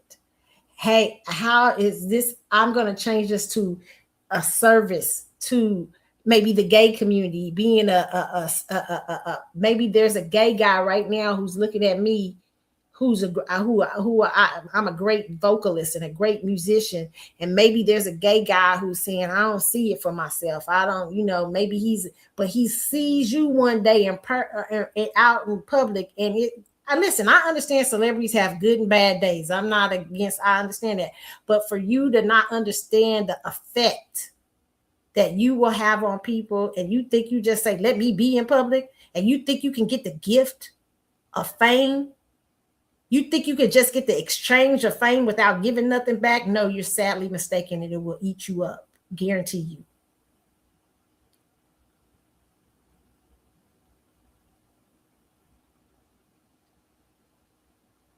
You may be serving that young man to believe in himself. Maybe he say, man, I saw the man today. He just smiled at me and gave me a hug, or he shook my hand, or he said hi to me. You ain't even got to touch him. Yeah, he said hi to me. Hey, how you doing? Oh, man, like Wendy Williams wouldn't touch people or stuff like that. She was funnier, they said, about that. But she said say hi and make people feel good about themselves. I really think you should learn how to touch people, because that's saying more about you than anything. You know what I'm saying? You're going to meet all kind of people. One of the things I remember when I was a young girl, my great-grandparents used to have in their house all the time. And I know everybody you can't touch and all that. I understand. But there were times, they used to have this guy who would come over, a white man.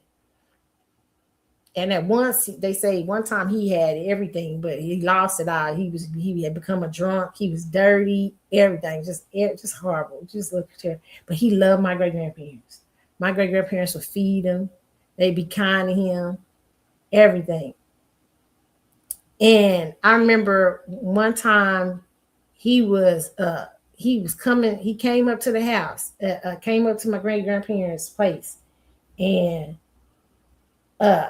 he reached down to me. He said, "Hey, little Kiki," just to give me a hug, an innocent little hug. But he was stinky. Oh, he was this and that. And I was like, but I gave him a hug back because I had watched my great-grandparents never treat him this. And I remember my great-grandfather saying to me, "I love that you did that. You knew, you didn't let that." Because sometimes people just need love. You know what was a great thing about Diana, Princess Diana, that they had such a hard time with her?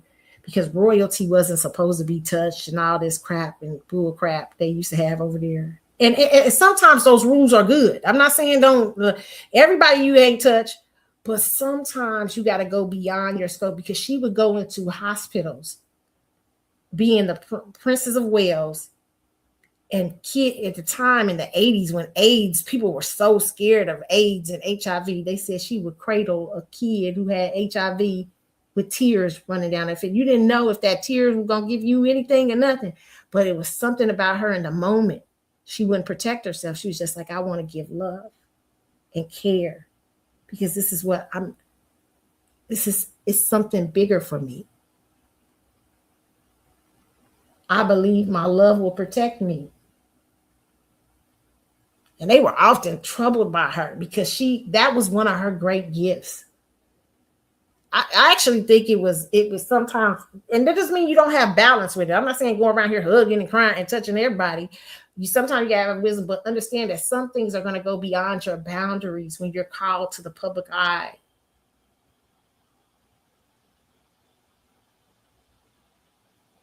You might have 5 minutes of having to deal with somebody got their breast stinking.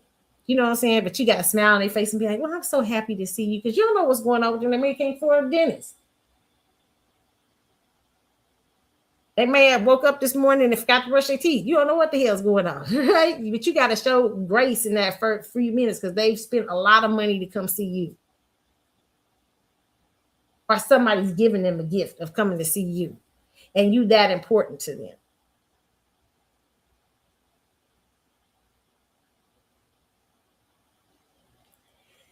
You are not just in the business of just getting up there singing. Show business has so many aspects to it. It has aspiration. It has a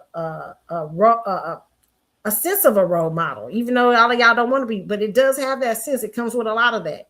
It comes with people being inspired by your giftings.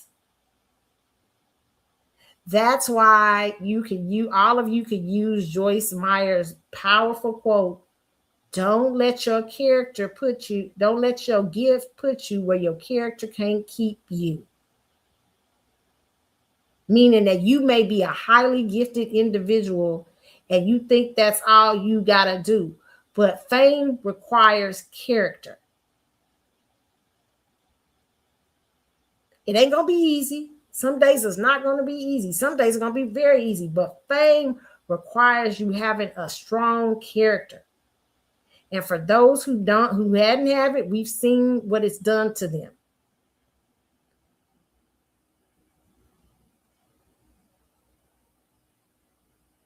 Fame requires a development of character, because you're dealing with something highly unusual.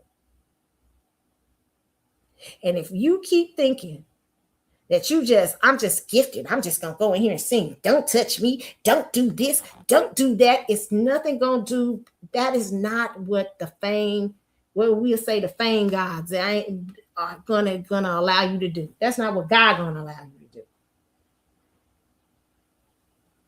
It's going to eat you up. Now, have boundaries, definitely have boundaries.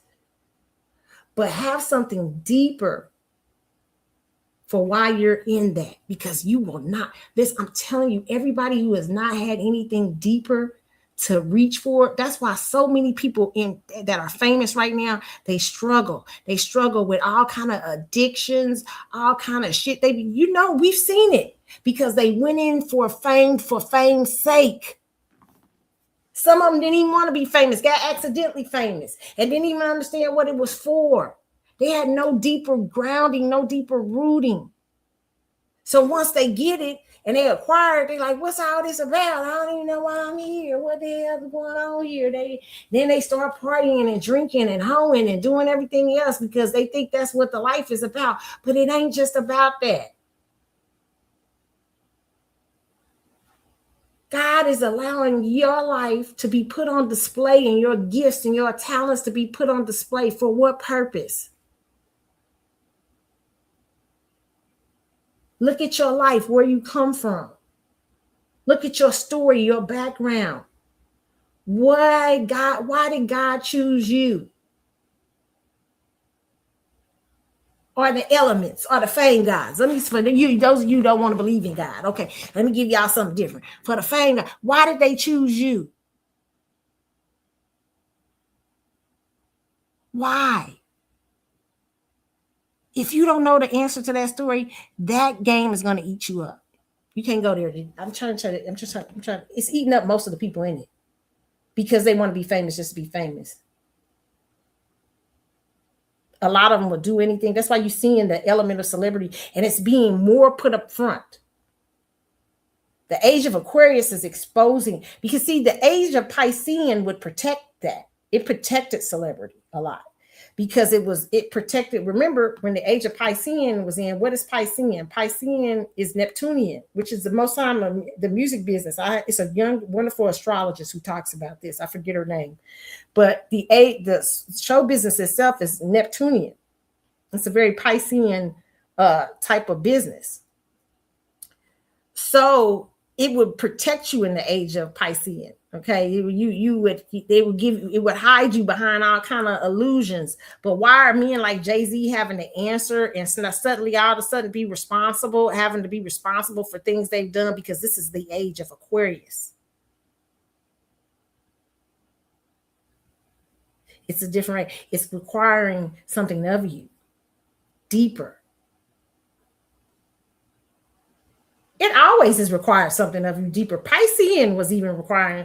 Piscean was really about hiding you to get you, because the age of Pisces is a deep sign. It's a deeply psychic and a smart. Pisces is the oldest sign in the zodiac. Oh my God. It is the oldest sign in the zodiac. So it's been everything. So when you're done, when you were in the age of Pisces, Pisces were protecting you to get it together. And you did not. And now here is the age of Aquarius that has come to meet you. And some of you are struggling like hell in the age of Aquarius. You've seen Puffy. All these guys go to jail for horrendous things. Right, Kelly. Because that age will protect you, saying, get yourself together, get out of it. The illusion wasn't there to just let you keep doing it. And then when the age of Aquarius comes and start messing with you, it's going to mess with more. That's why Jay-Z and Beyonce suddenly found themselves, they like, what? Like, why they ain't just biting what we do no more, because it's going to be exposed. The best thing I would give to Jay-Z, tell Jay-Z that he could do for himself is to get on an interview with somebody he respects. Somebody, not Gayle King, but get on an interview, not Oprah. Get on, not Angie Martinez. Dang, I wish Wendy was available still. I mean, get on an interview with not Charlamagne, not somebody's kissing your butt, but a real journalist, and answer those really hard questions and take responsibility for the things you didn't do right. Hey, you know what? I'm gonna tell the truth. Hey, how did you feel that you were in the Epstein files, Jay-Z? Yes. Such and such, they'll read you off the thing, said this about you. How do you answer that? And don't lie to them. Well, see, I'm just trying to, I'm about making that money and all that stuff. The thing is like, if you really didn't know, you say, hey, I went in these things hoping I'd do better for the community, and it just didn't turn out the way I thought. Maybe I was jacked up. Here's the thing: the age of Aquarius is requiring you to come to Jesus meeting, Jay-Z. But you and Beyonce are refusing it. You just keep trying to run this publicity train, and it keeps getting worse for you because I saw people criticizing the other day the merchandise from Jay-Z's thing. And Beyonce, you're going to only be hidden so long in this too. I wouldn't be surprised if things start coming out about you eventually. Things that your fans are going to be shocked or not like. You being really protected in it because everybody's focused on Jay-Z and they think Jay-Z's the bad guy and you're being hidden. So I would say to people like that, just go and have the truth. Come to Jesus meeting. Quit hiding. This ain't the age to hide no more. Just stop. Just say, it's the age of growth. You need to grow as an entertainer.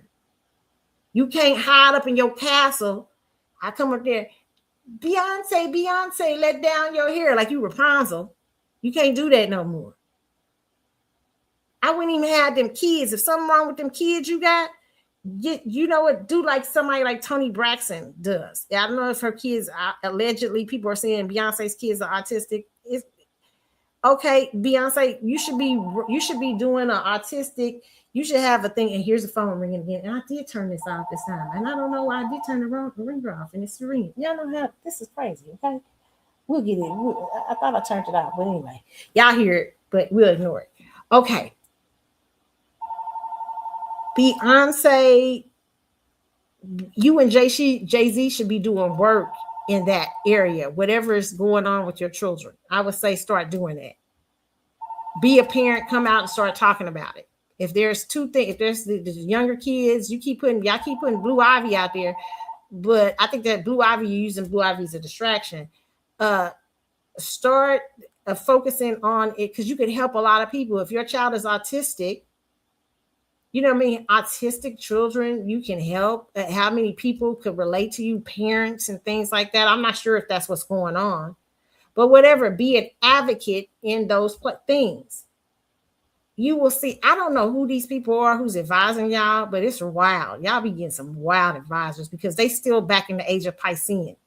A lot of y'all advisors need to change. Because y'all got a lot of people who stuck in the age of Pisces and they don't want to bring y'all out into the age of Aquarius. They still think they can protect y'all under secrecy and all kinds of things, but you're going to be exposed because the fame game requires more in this age. There's going to always be people who are going to be in the fame game for fame and going to get eat up. It's always going to be there.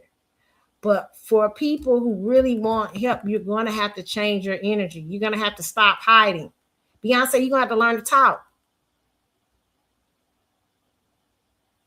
If you a bobo head, some people say Beyonce a bobo head. I don't know if she is or not. I know she look like a robot. I know that, but I don't know if she a bobo head. She might be she a Virgo. I'm having a hard time. A Virgo sun with a Scorpio moon. I'm having a hard time with that. But if you a bobo head, then get smart. Start reading some books or something. Start reading some things. Start being get some more, expands your knowledge. Now you get some audio. Now you can get audio books. Shit. Okay. And you ain't gonna be smart about everything. I mean, I've walked in the rooms and I've said the wrong thing, done the wrong thing. That's just life. Okay. But you can't keep hiding. Answer them questions about Aleister Crowley. If you was a devil worshiper, then come on out here. Okay. Yeah, I like Aleister Crowley. That's what you say. If that's what you like, okay. But you can't, it's gonna be exposed otherwise. Okay. All of y'all who up here doing up them signs, 60, I'm just trying to tell y'all. Okay. This is what I would say to celebrities. It's a much different age. You can't hide. I even see Janet Jackson being more forthright. Okay. She's like, okay, she understands you're going to have to change the game you're in. It's going to change with or without you.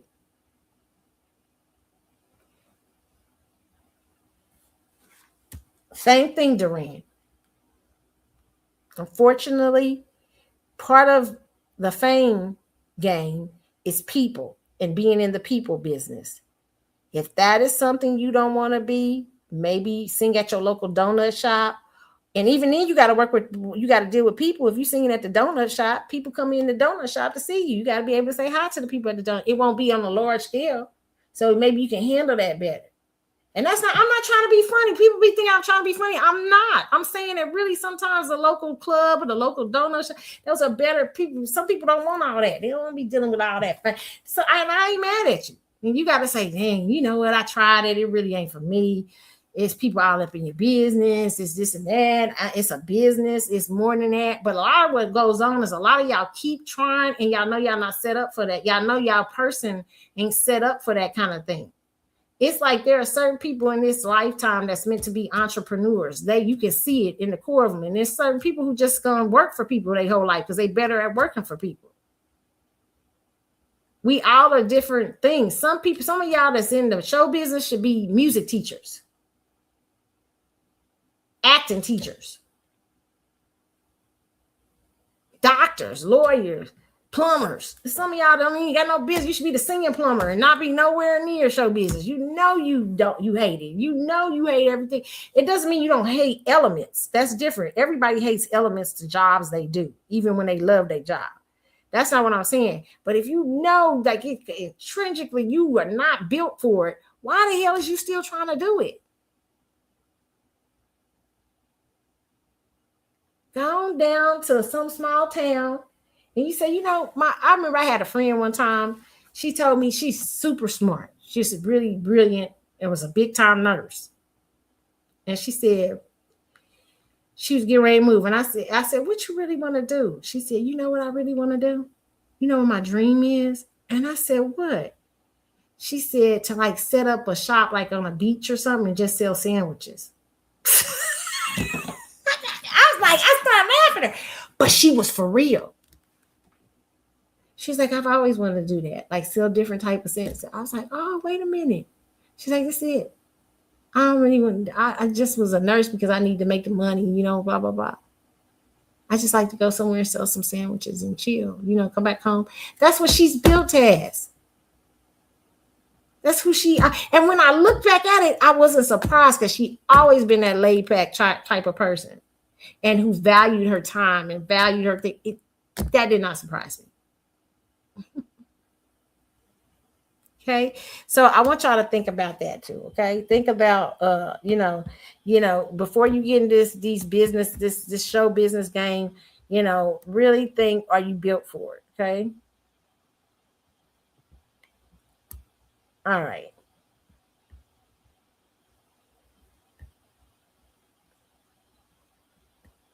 There's a couple of stories that okay, I'm gonna end it with this today. Rosenberg. I forgot to talk about the Ebro defends his Rock Nation ties and calls Rosenberg broke. Okay. I was surprised at Ebro. I was like, there's some things I don't agree with him about, but I was surprised that he would have this unintelligent conversation. And first of all, you sit across from a Jewish guy, Jew in New York City, who's on the radio. I think he's Jewish. Isn't that guy Jewish? I think he is. Yeah, he probably never. Listen, they connections never broke. You think Rock Nation connections ain't nothing. Okay, but listen to this. This is an argument they had. This was a couple of weeks ago, but interesting. Bitch. No, you're a hoe. Okay. You know why? Let me tell you why you're a hoe. Let me tell you you're a hoe. Because you just called me a bitch for no reason. No, it is for a reason. No, it's not. It's because you're being a hoe because you don't know how to invest. That's different. You don't know. So then say that. I listened to you about shit like that. Because you don't have money to invest.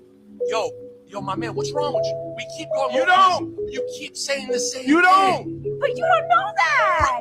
And I'm going to keep calling you a bitch if you keep saying that. Listen, man. Bro, stop. Listen. If you had money to invest, if you had money to invest, stop saying you wouldn't be talking like you're talking right now. No, it's because I don't understand the disrespect repeatedly, bro. Because you're wrong. You sound nuts. That I said I don't know people. No, I don't know this crowd. No, like, well, you don't have money. What crowd? There is no crowd.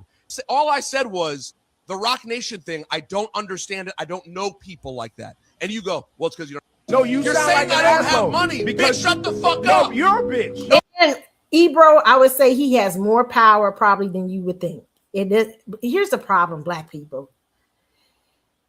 You think Jay-Z and them got power. You think Rock Nation, there are people behind Rock Nation. You'd be surprised who's behind Live Nation and Rock Nation, who really runs it at the seams.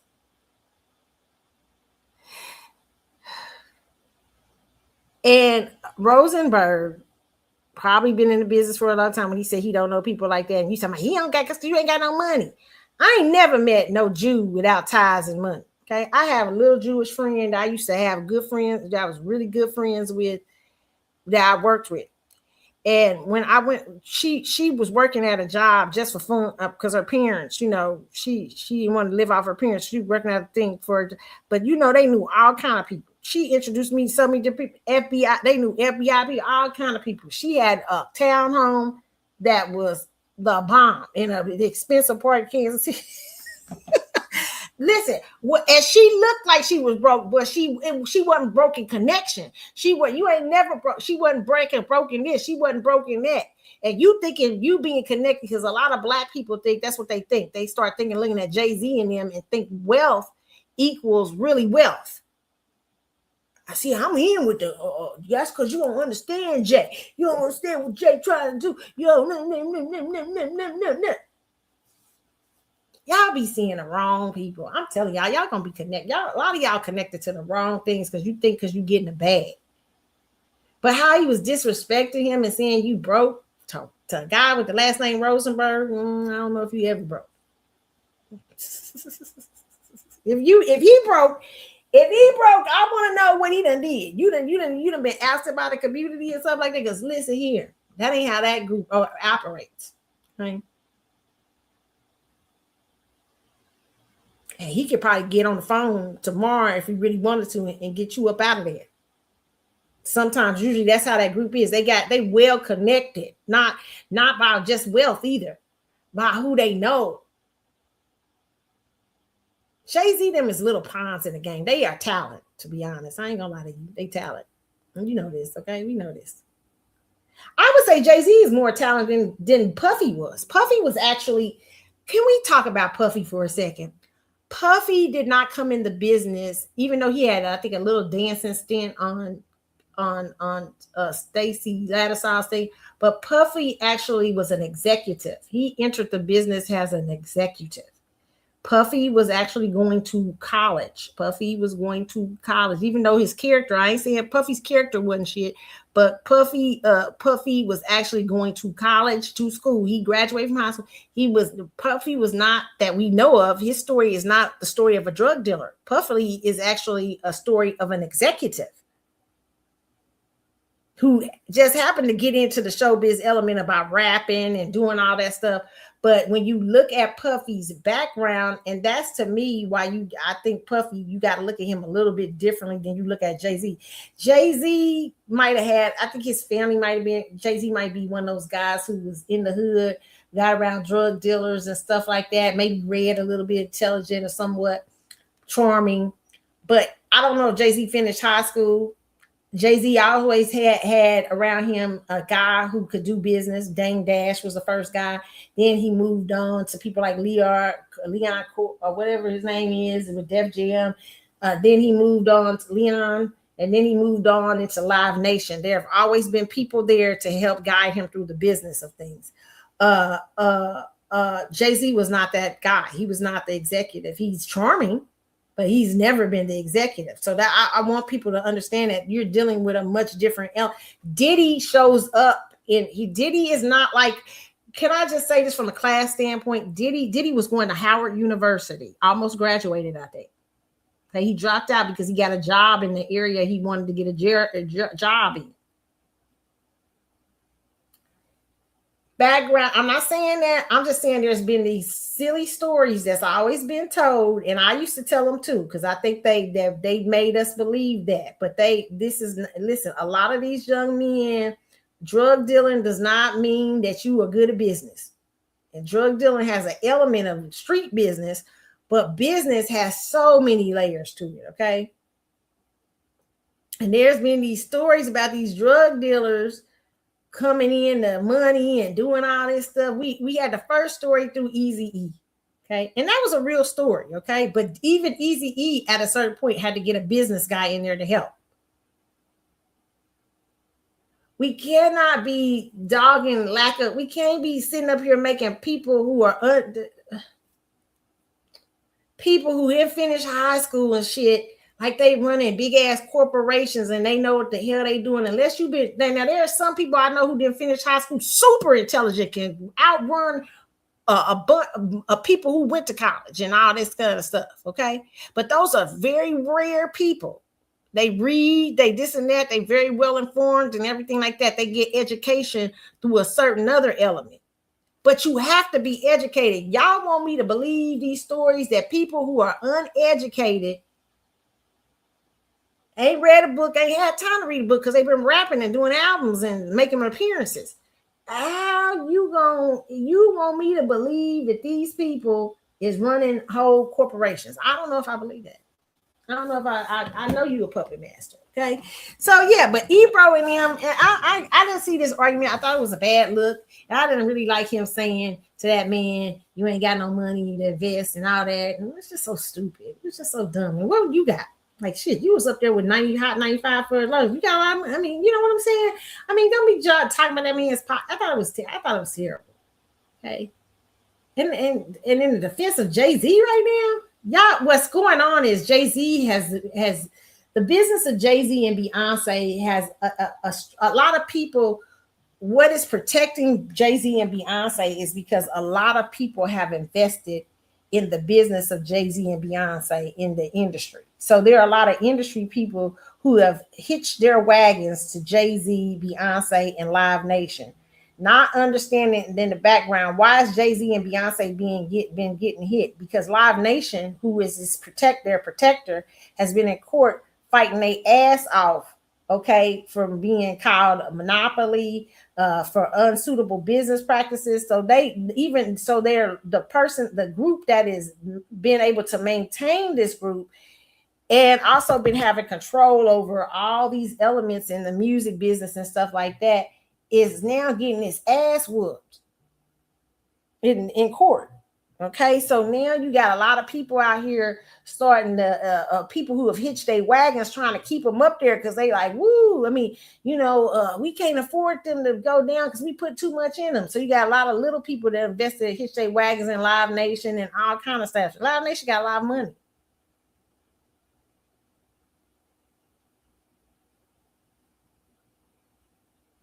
And they're gonna fight it. But the tides are turning. So you gotta start, you gotta know, what's my song? You gotta know when to hold them. That don't mean you don't stay connected and stay smart and all that. But you gotta know when to hold them, know when to fold them. Because always another group comes in. I know Walmart wasn't looking for Amazon. It's still Walmart, but it was like shit. Amazon came in like gangbusters. But some of y'all are still trying to attach your wagons to Jay-Z and Beyonce right now because of Live Nation. That's really y'all really not slick. Y'all really trying to attach your wagons to Live Nation. They just the doorway, it seems like to me, from what I'm perceiving. It seems like they the doorway to Live Nation. Now I understand why y'all be kissing their ass all the time, because Live Nation really, they've made these two the doorway to them. They're their mascots. You gotta know when to hold them. That's what I'm gonna just say. Know when to fold them. Know when to walk. Know when to run. Y'all better look at this a little bit deeper. Okay. Look at what's Live Nation and how they moving right now. Are they losing power or gaining power? Okay, that's all I'm gonna say on that. Maybe Ebro trying to tell you something. Maybe Rosenberg trying to tell you something, Ebro. Wales was murdered. I'm moving on from this. Okay, you guys, let me tell you, and this is all my opinion, all Carlotta's opinion. None of it is factual. I'm interested in learning and learn. If anybody want to correct me, you are welcome to. I have no problem with correction. Okay. But again, I hope you guys enjoyed the show today. Okay. Remember, you can hit me up on the Carlotta Chat with Facebook page. You can also hit me up on Carly's with an S_Galaxy on Instagram. And there's a link to Threads there also. For X, C Chat with Show and Carlotta72. Those are 2 different accounts. And for TikTok, it's Keisha Carlotta. Okay. You guys have a wonderful day. I hope you enjoyed the show. Okay. And I'll try to do another one. I don't know when, but we'll see. Okay. Have a good one. All right. And Mississippi, you going to have to. Oh, Lord. Hold on. This is. Oh, wait a minute. Before I end that, yeah, people wanted me to talk about this Nolan thing. I may talk about this a little later on because I feel like this. I think I've talked about it on another show. There's a lot going. I want to hear more about the case, but listen, it's so funny. I was talking to somebody about this the other day at dinner, and I was laughing. We were laughing because we were saying all Black people, when they looked at that picture of him in Mississippi with all those kids, we all thought the same thing. We were all like, "Uh-oh, what?"